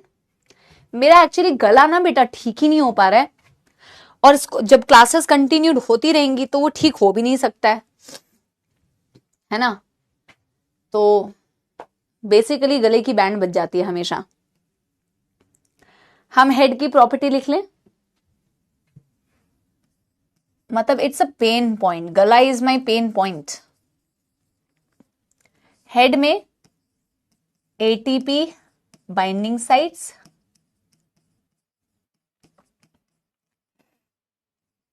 ATP binding sites, head में एक्टिन बाइंडिंग साइट्स और हेड में एटीपीएज एक्टिविटी भी होती है। मतलब कि ब्रेक एटीपी फॉर एनर्जी। तो आपको अलग से कोई एंजाइम की जरूरत नहीं है, इसके पास खुद एटीपीएज एक्टिविटी भी होती है। Yes, I will try to take care बच्चों। धन्यवाद।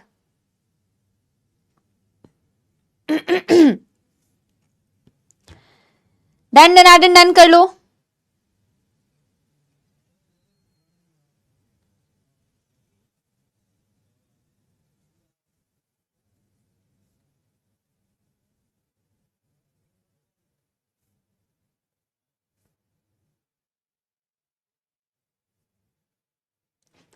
डन हो गया है।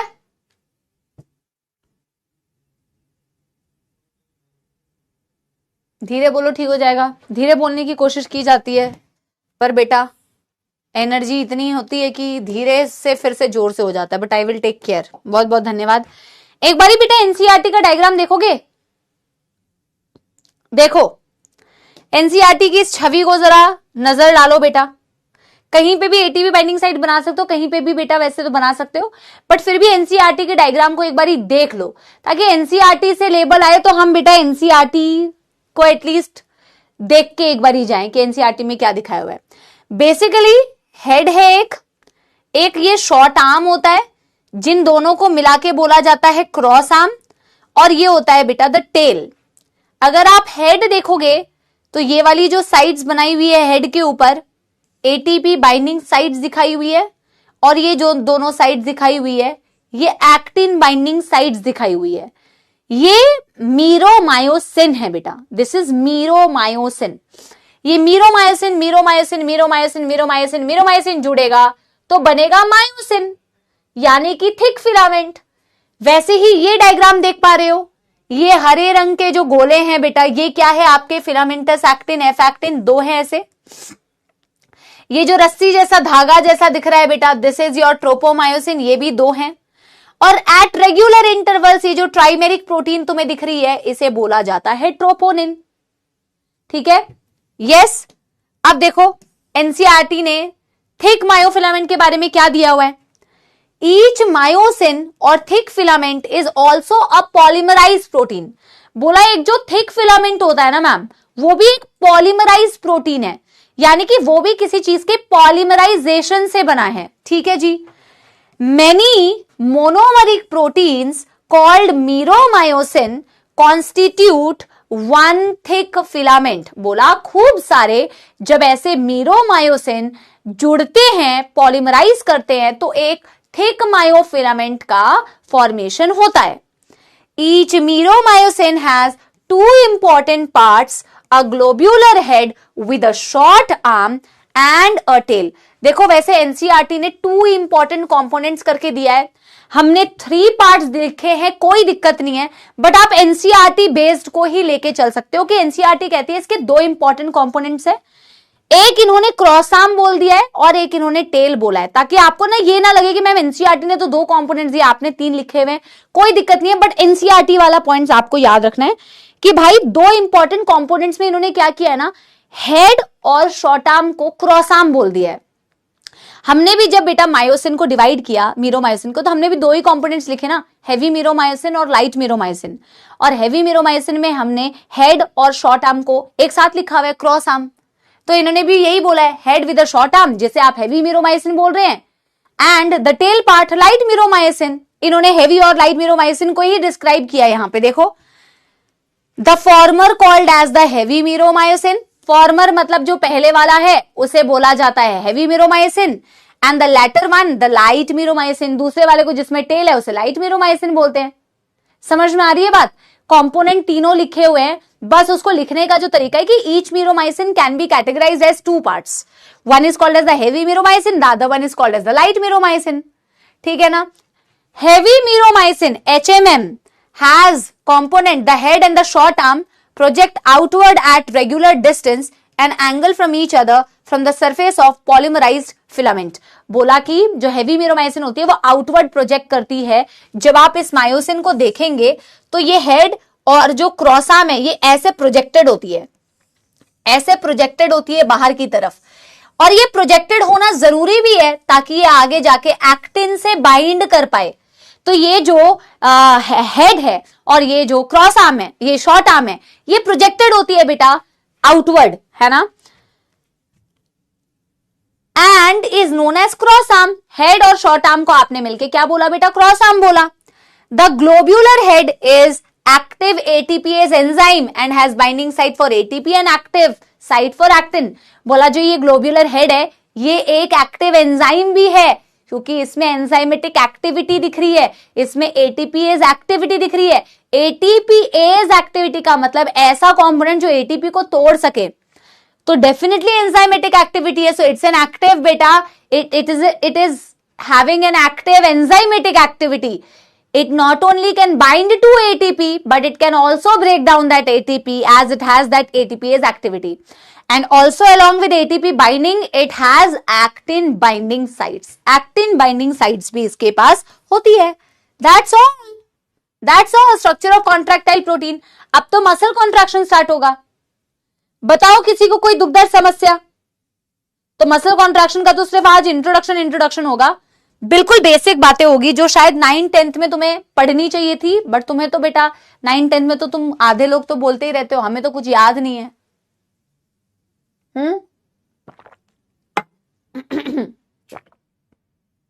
Done done.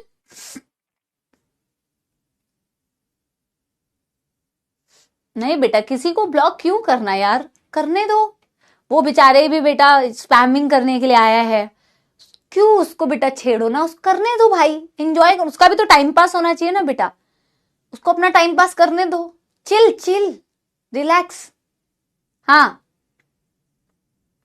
यस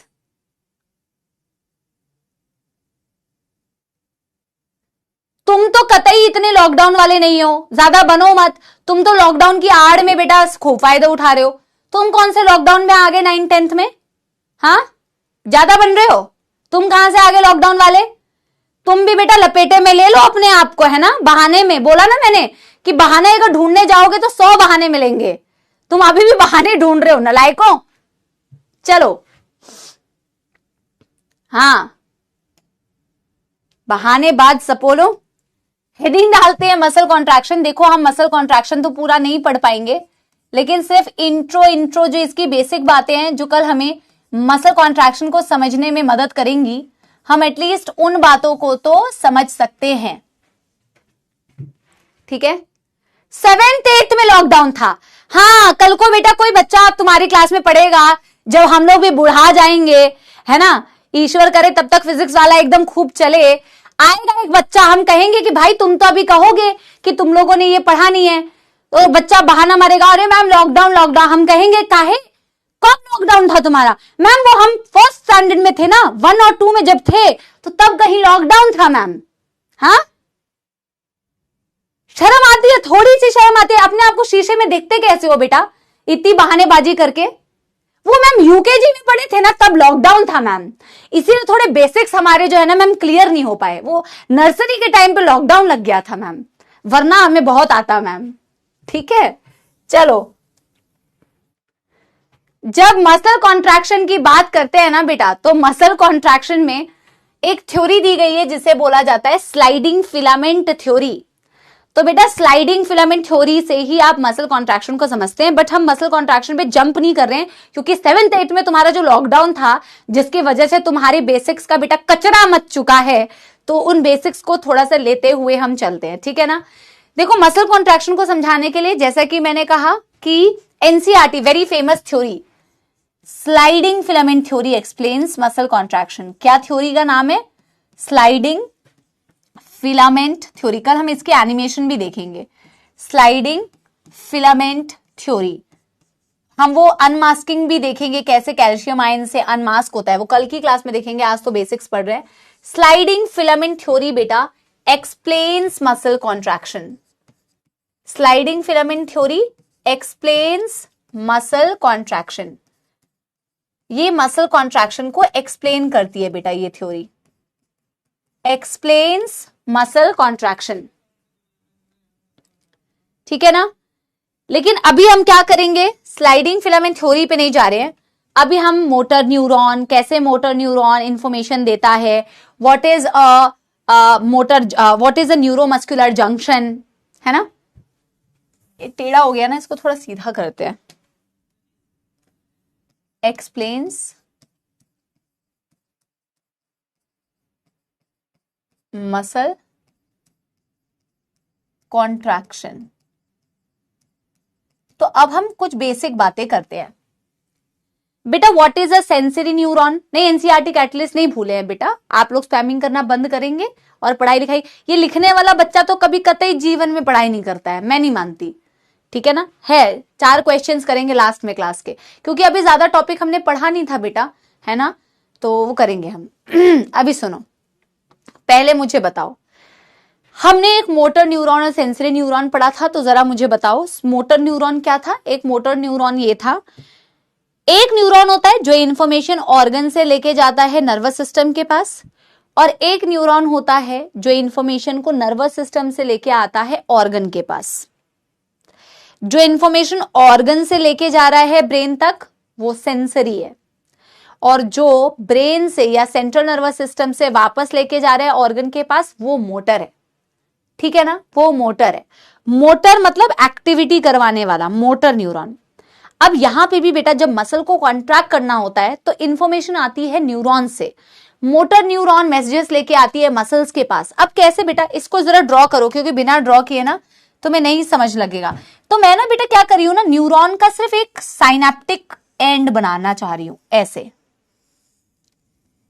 ऐसे ही बनाते हो कि नहीं बेटा? क्या बना रही हूं मैं बच्चों? क्या तुम ये समझ पा रही हो? ये एक न्यूरॉन का टर्मिनल बनाया हुआ है मैंने। क्या ये मैंने न्यूरॉन का टर्मिनल बनाया हुआ है? हाँ या ना? हाँ या ना? यस। ये एक्सॉन है, यहां आगे बेटा सेल बॉडी होगी, डेंड्राइट्स होगी। मैंने वो नहीं बनाया, मैंने ये एंड बनाया हुआ है न्यूरॉन का, नर्व उसका टर्मिनल। यहां ऐसे साइनेप्टिक वेसिकल्स है ना, याद है कि नहीं? कि सारा खोया खोया हो गया बेटा। खोया खोया चांद भूले सारे टॉपिक मेरे बच्चे, आंखों में सारे धुंधला छाया है, तुमको भी कैसे टॉपिक याद आएगा, खोया खोया चांद। देखो ऐसे पढ़ा था कि नहीं? यस। नर्व एंडिंग सब कुछ याद आ रहा है, बहुत शानदार। मेरे सारे बच्चे एक ही बारी में नीट फोड़ने के लिए एकदम रेडी है। तो ये जो मोटर न्यूरॉन है ना बेटा, ये इंफॉर्मेशन को लेके आती है। This is a motor neuron. हमने कहा कि ये जो मोटर न्यूरॉन होती है ये इंफॉर्मेशन लेके आती है, कैरीज इंफॉर्मेशन फ्रॉम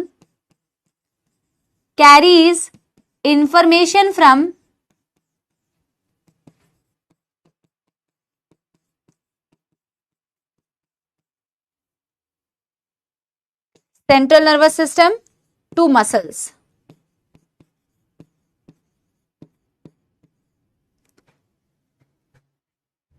ठीक है, इधर एक और बना देती हूं, एक और जगह खाली है बेचारे के पास।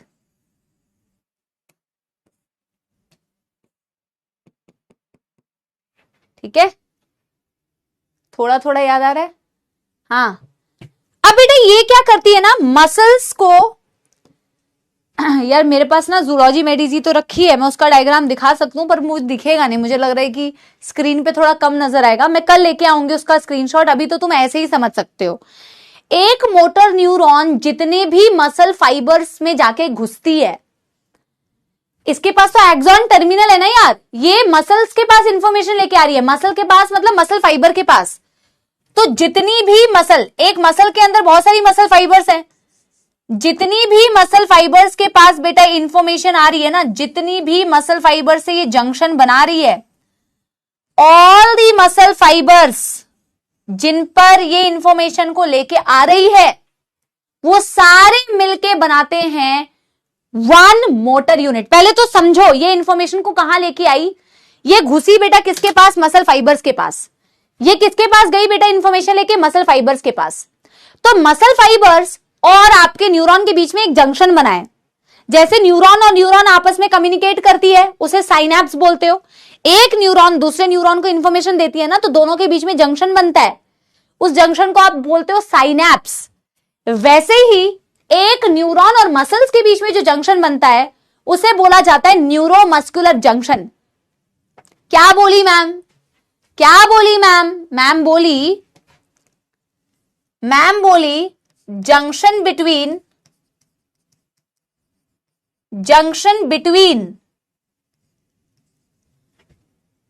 अ neuron and a muscle. Neuron है ना मसल या मसल फाइबर, इन दोनों के बीच में जो जंक्शन बनता है ना बेटा, it is known as NMJ. NMJ का मतलब होता है neuromuscular junction. Neuromuscular neuromuscular junction, और इसी का नाम होता है मोटर एंड प्लेट और मोटर एंड प्लेट। क्या समझे?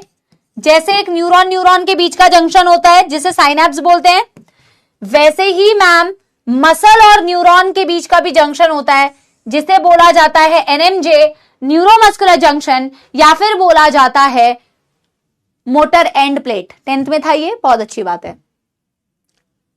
अब मेरे प्यारे प्यारे जग से न्यारे सपोलो, समझना मेरी एक बात, बहुत खूब सुनिए। यस, क्या समझेंगे? क्या समझेंगे? न्यूरोमस्कुलर जंक्शन तो समझ में आ गया मैम, एक मसल फाइबर के साथ में जैसे न्यूरॉन के बीच का जो हमें जंक्शन दिखा उसे हमने बोला न्यूरोमस्कुलर जंक्शन। बट एक न्यूरॉन कभी भी एक मसल फाइबर को इंफॉर्मेशन नहीं देती है। देखो, दोनों के बीच में जो जंक्शन है उसे तो तुम बोल रहे हो बेटा, उसे तो तुम बोल रहे हो कि न्यूरोमस्कुलर जंक्शन है, लेकिन बेटा एक न्यूरॉन कभी भी एक मसल फाइबर की हेल्प नहीं करती है।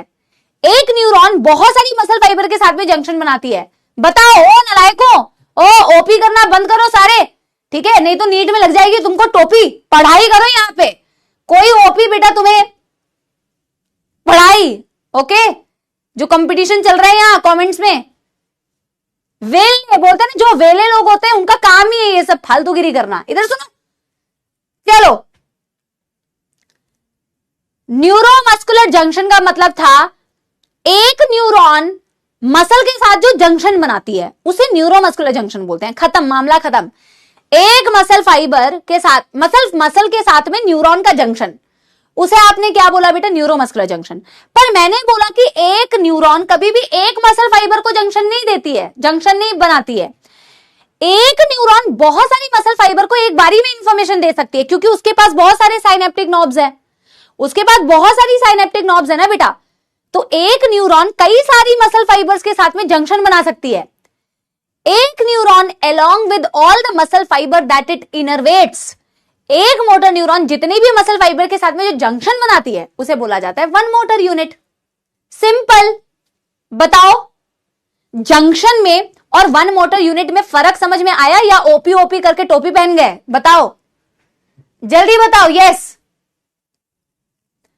जंक्शन का मतलब था कि जंक्शन, सिंपल। मुझे एक न्यूरॉन है 10 मसल फाइबर, इससे मतलब नहीं है। जंक्शन का मतलब है न्यूरॉन का मसल के साथ में जो जंक्शन, जो ये जुड़ाव है, ये जो दोनों के बीच का एक गैप है, उसे हमने बोला न्यूरोमस्कुलर जंक्शन या मोटर एंड प्लेट। लेकिन एक मोटर न्यूरॉन जितने मसल फाइबर के साथ में जो जंक्शन बना रही है, एक मोटर न्यूरॉन जितने मसल फाइबर को इंफॉर्मेशन दे रही है, वो पूरा together combined, it is known as one motor unit.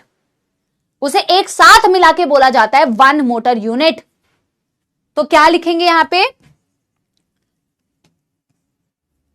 One motor unit, one motor unit.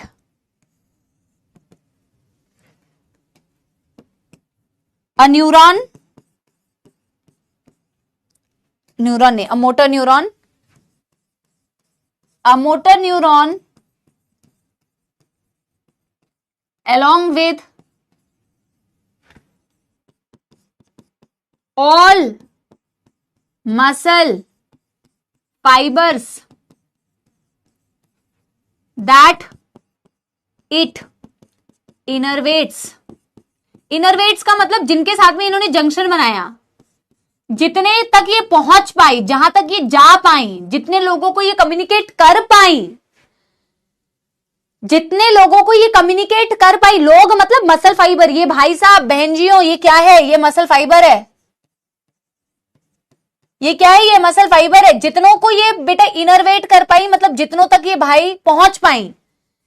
इनरवेट मतलब जितनों के साथ जंक्शन बना पाई, इनरवेट्स फॉर्म्स वन मोटर यूनिट। उस पूरे को बोला वन मोटर यूनिट, उसको बोला वन मोटर यूनिट।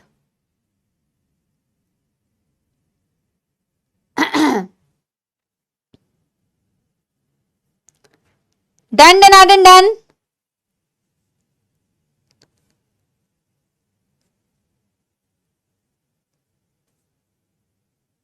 एनसीईआरटी की यहां तक की रीडिंग करवाऊं?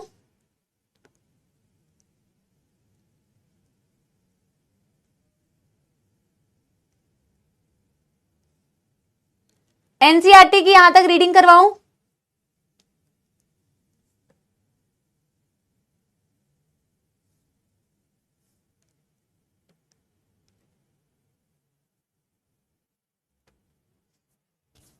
मजा आ रहा है कंसेप्ट्स में, है ही मजेदार।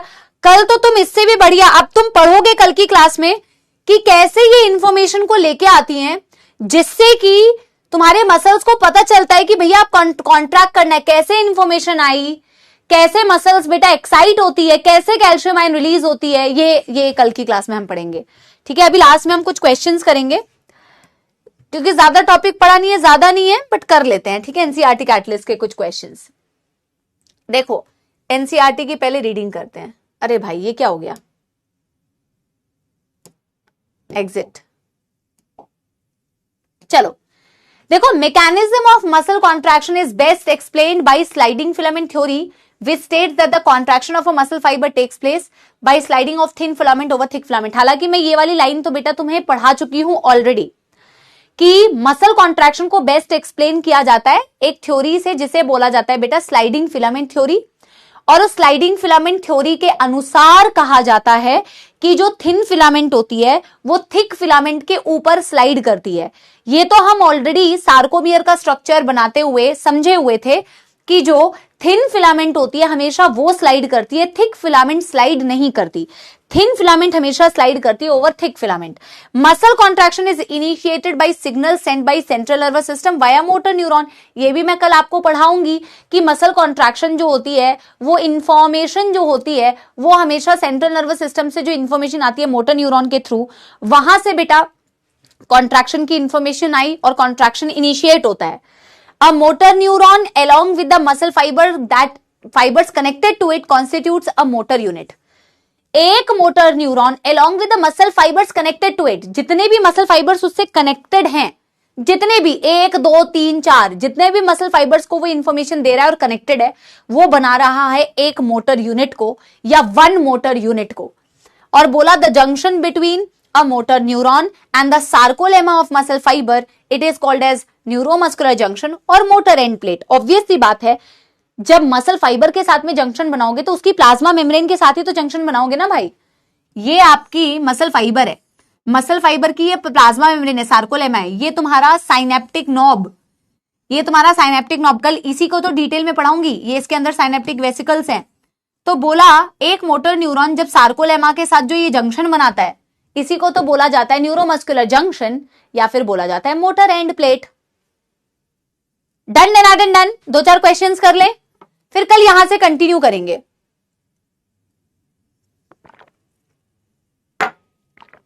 ठीक है, डन डन डन। यहां से कल हम बेटा स्लाइडिंग फिलामेंट थ्योरी को कंटिन्यू करेंगे। आई होप आप लोगों को मजा आया बेटा। ठीक है, मजेदार टॉपिक आज भी है, मजेदार टॉपिक कल भी है, कंसेप्चुअल टॉपिक्स हैं। ठीक है, प्यार से आराम से पढ़ते जाओ, लेकिन पढ़ते जाओ, पढ़ना इज अ मेन वो टारगेट। ठीक है ना, नो रोना धोना, ओनली पढ़ना बेटा, मैम की बातें याद रखना। Nobody is going to listen to your रोना धोना। लेट्स डिस्कस बेटा अ फ्यू क्वेश्चंस। जो हमने बेसिक्स कुछ पढ़े थे उसी से, मसल कॉन्ट्रैक्शन से कोई भी क्वेश्चंस नहीं है, कॉन्ट्रैक्टाइल प्रोटीन से, क्योंकि ज्यादा टॉपिक कवर्ड ही नहीं है ना। लेकिन फिर भी देखते हैं, कुछ क्वेश्चंस करते हैं, ट्राई करते हैं। पहला सवाल आप लोग की कंप्यूटर स्क्रीन पर रहा बेटा, ये इसकी लाइट थोड़ी सी बढ़ा दी जाए। ठीक है, चलिए क्वेश्चन नंबर 1 कराया जाए। इसके लिए पोल करा दें क्या? हाँ, पोल पोल पोल पोल पोल पोल, आंसर भले ही गलत दो पर पोल चाहिए तुम लोगों को। चलो चलो, हाँ जी।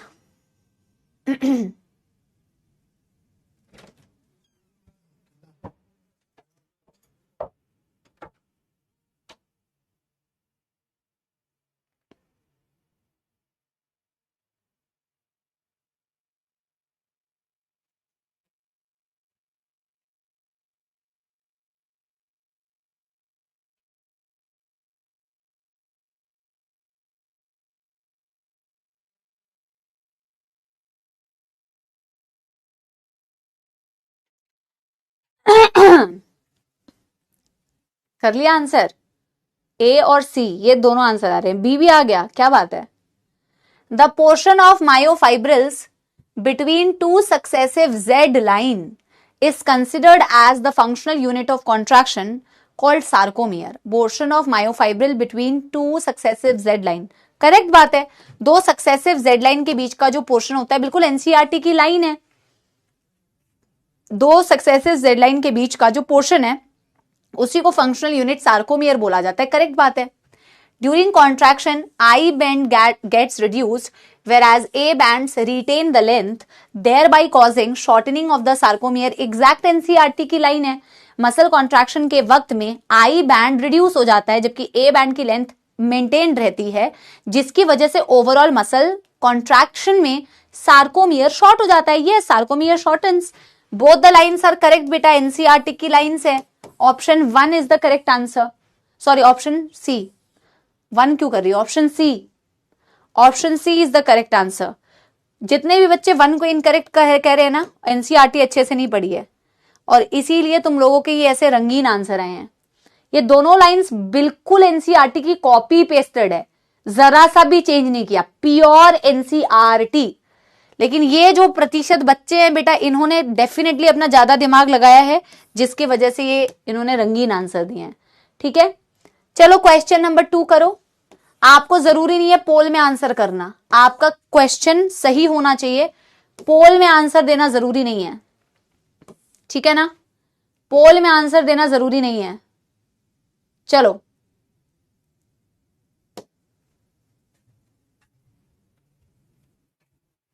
चलो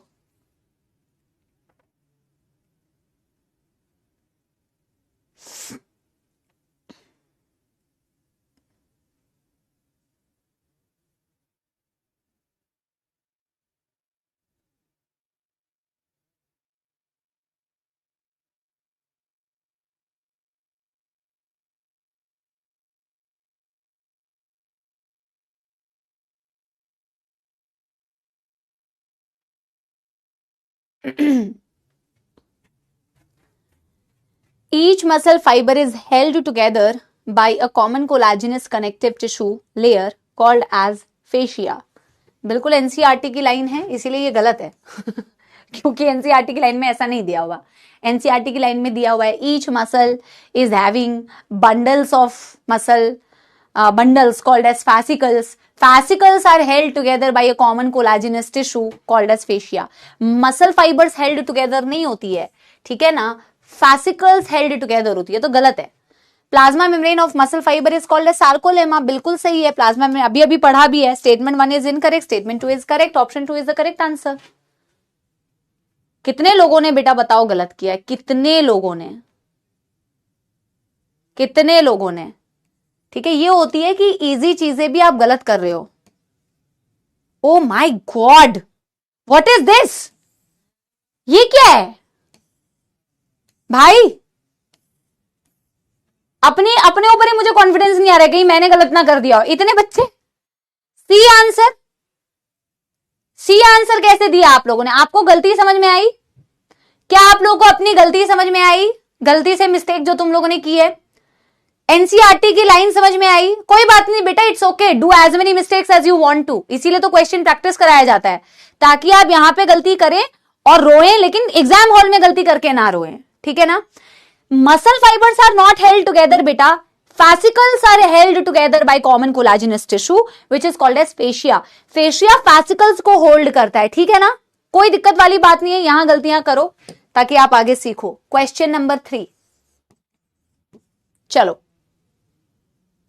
ठीक है, चलो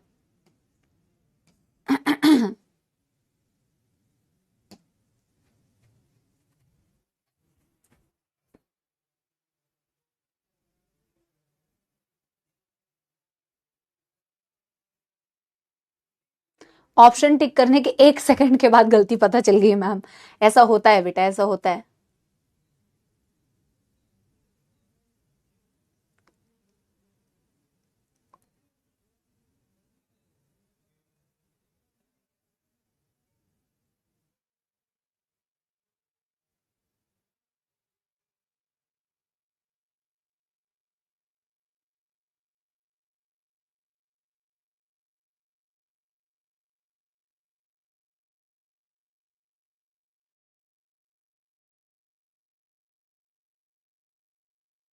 In a resting state, the edges of thin filament on either side of thick filament partially overlap the free end of thick filament.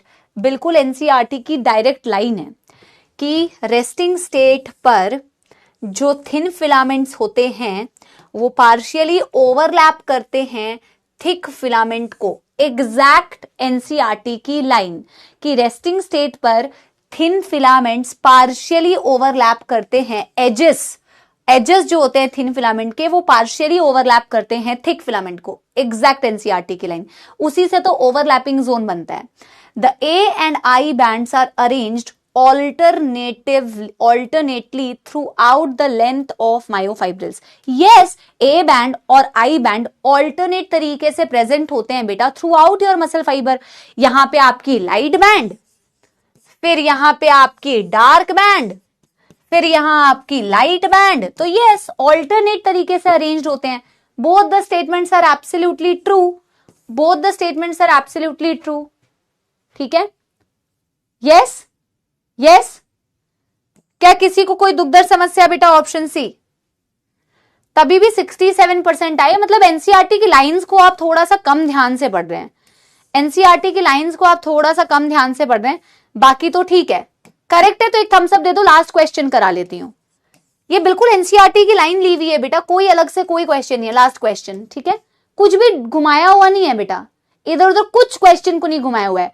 इसको सिर्फ इसलिए रखा है ताकि आप एनसीईआरटी को थोड़ा फोकस कर पाए.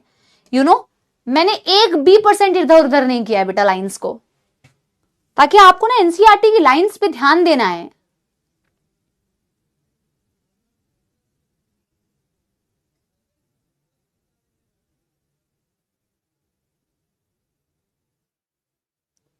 जिसको फर्स्ट स्टेटमेंट इनकरेक्ट लग रहा है वो एनसीईआरटी खोल के एक बार पढ़ो. सेम एनसीईआरटी की लाइन है. आखिरी क्वेश्चन बेटा, आखिरी question.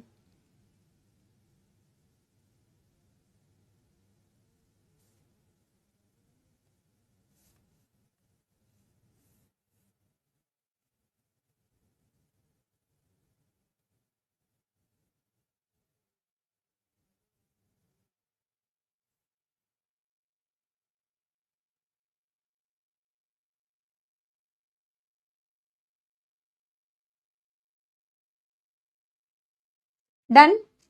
Hydra can use its tentacles for capturing of its prey and also use them for locomotion. Yes, Hydra अपने टेंटिकल्स को बेटा,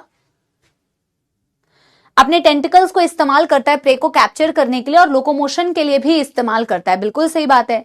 इन paramecium cilia helps in the movement of food through the cytopharynx but not in locomotion. False. आप देखोगे NCERT में directly दिया हुआ है कि पैरामीशियम जो होता है उसमें जो सीलिया होती है वो साइटोफैरिंग से खाने को मूव करने में भी हेल्प करती है as well as in locomotion. NCERT में डायरेक्ट दिया हुआ है as well as in locomotion. Assertion is true, reason is false. Option 3 is the correct answer. ये हाईएस्ट परफॉर्मेंस है आज का, हाईएस्ट 76%. ठीक है, हाईएस्ट है आज का. ये आपका लीडर बोर्ड है, आप देख लीजिए.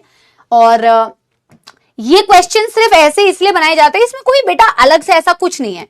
क्वेश्चन एनसीईआरटी की लाइंस को लेके है. हाँ, कभी कभार इधर उधर थोड़ा बहुत बेटा कर दिया तो थोड़ा सा लैंग्वेज चेंज कर दिया, बट जहां एकदम सीधी लाइन दी हुई है उसमें भी तुम कंफ्यूज हो रहे हो. मतलब कि एनालिसिस करो अपनी की ना कि मैम हमने एनसीईआरटी को ना थोड़ा लाइटली पढ़ते हैं, है ना. तो थोड़ा सा एनसीईआरटी को बेटर तरीके से और पढ़ो और क्वेश्चंस इजी आते हैं बेटा. बस एनसीईआरटी की लाइन से आते हैं जिनको ध्यान रखना है. असर्शन रीजन तुम्हारे हो सकता है स्टेटमेंट बेस्ड असर्शन रीजन 2-3 आए, ज्यादा ना आए. मैक्सिमम तो एमसीक्यूज ही आते हैं, बट वो 2-3 भी गलत ना होना बेटा. तो उसके लिए अगर कॉन्फिडेंस बिल्ट हो जाएगा ना, ऐसे क्वेश्चन सॉल्व करने से क्या होता है ना, एनसीईआरटी की लाइंस में पकड़ आती है तो बड़ा कॉन्फिडेंस आता है. एमसीक्यूज भी गलत नहीं होते हैं उससे, थ्योरी स्ट्रांग होती है ना. चलिए, बहुत बहुत धन्यवाद. हम मिलेंगे बेटा कल की क्लास में. हम इसी को आगे कंटिन्यू करेंगे. मसल कॉन्ट्रैक्शन की कॉन्सेप्ट को पढ़ेंगे, स्लाइडिंग फिलामेंट पढ़ेंगे और एनिमेशन भी देखेंगे. ठीक है. और यस, मैं आप लोग एक छोटा सा गाना सुना देती हूँ और फिर बेटा हम टाटा बाय बाय आपको करते हैं. ठीक है, ठीक है. जो मुझे याद आ रहा है मैं वो आपको सुनाती हूँ एज यूजुअल, पर शायद मैंने ये गाना आपको ना सुनाया हो शायद. तो किसी रोज बारिश जो आए, समझ लेना बूंदों में मैं हूँ, सुबह धूप तुमको सताए, समझ लेना किरणों में मैं हूँ, कुछ कहूँ या ना कहूँ, तुम मुझको सदा सुनते रहना, बस इतना है तुमसे कहना, बस इतना है तुमसे कहना, मैं रहूं या ना रहूं, तुम मुझको सदा सुनते रहना। Thank you so much. मिलते हैं बच्चों अगली कक्षा में। Love you all. तुम मुझसे सदा पढ़ते रहना, ठीक है। Bye bye. Thank you so much. Do let me know in the comment section if you enjoyed the lecture. Thank you. Bye bye.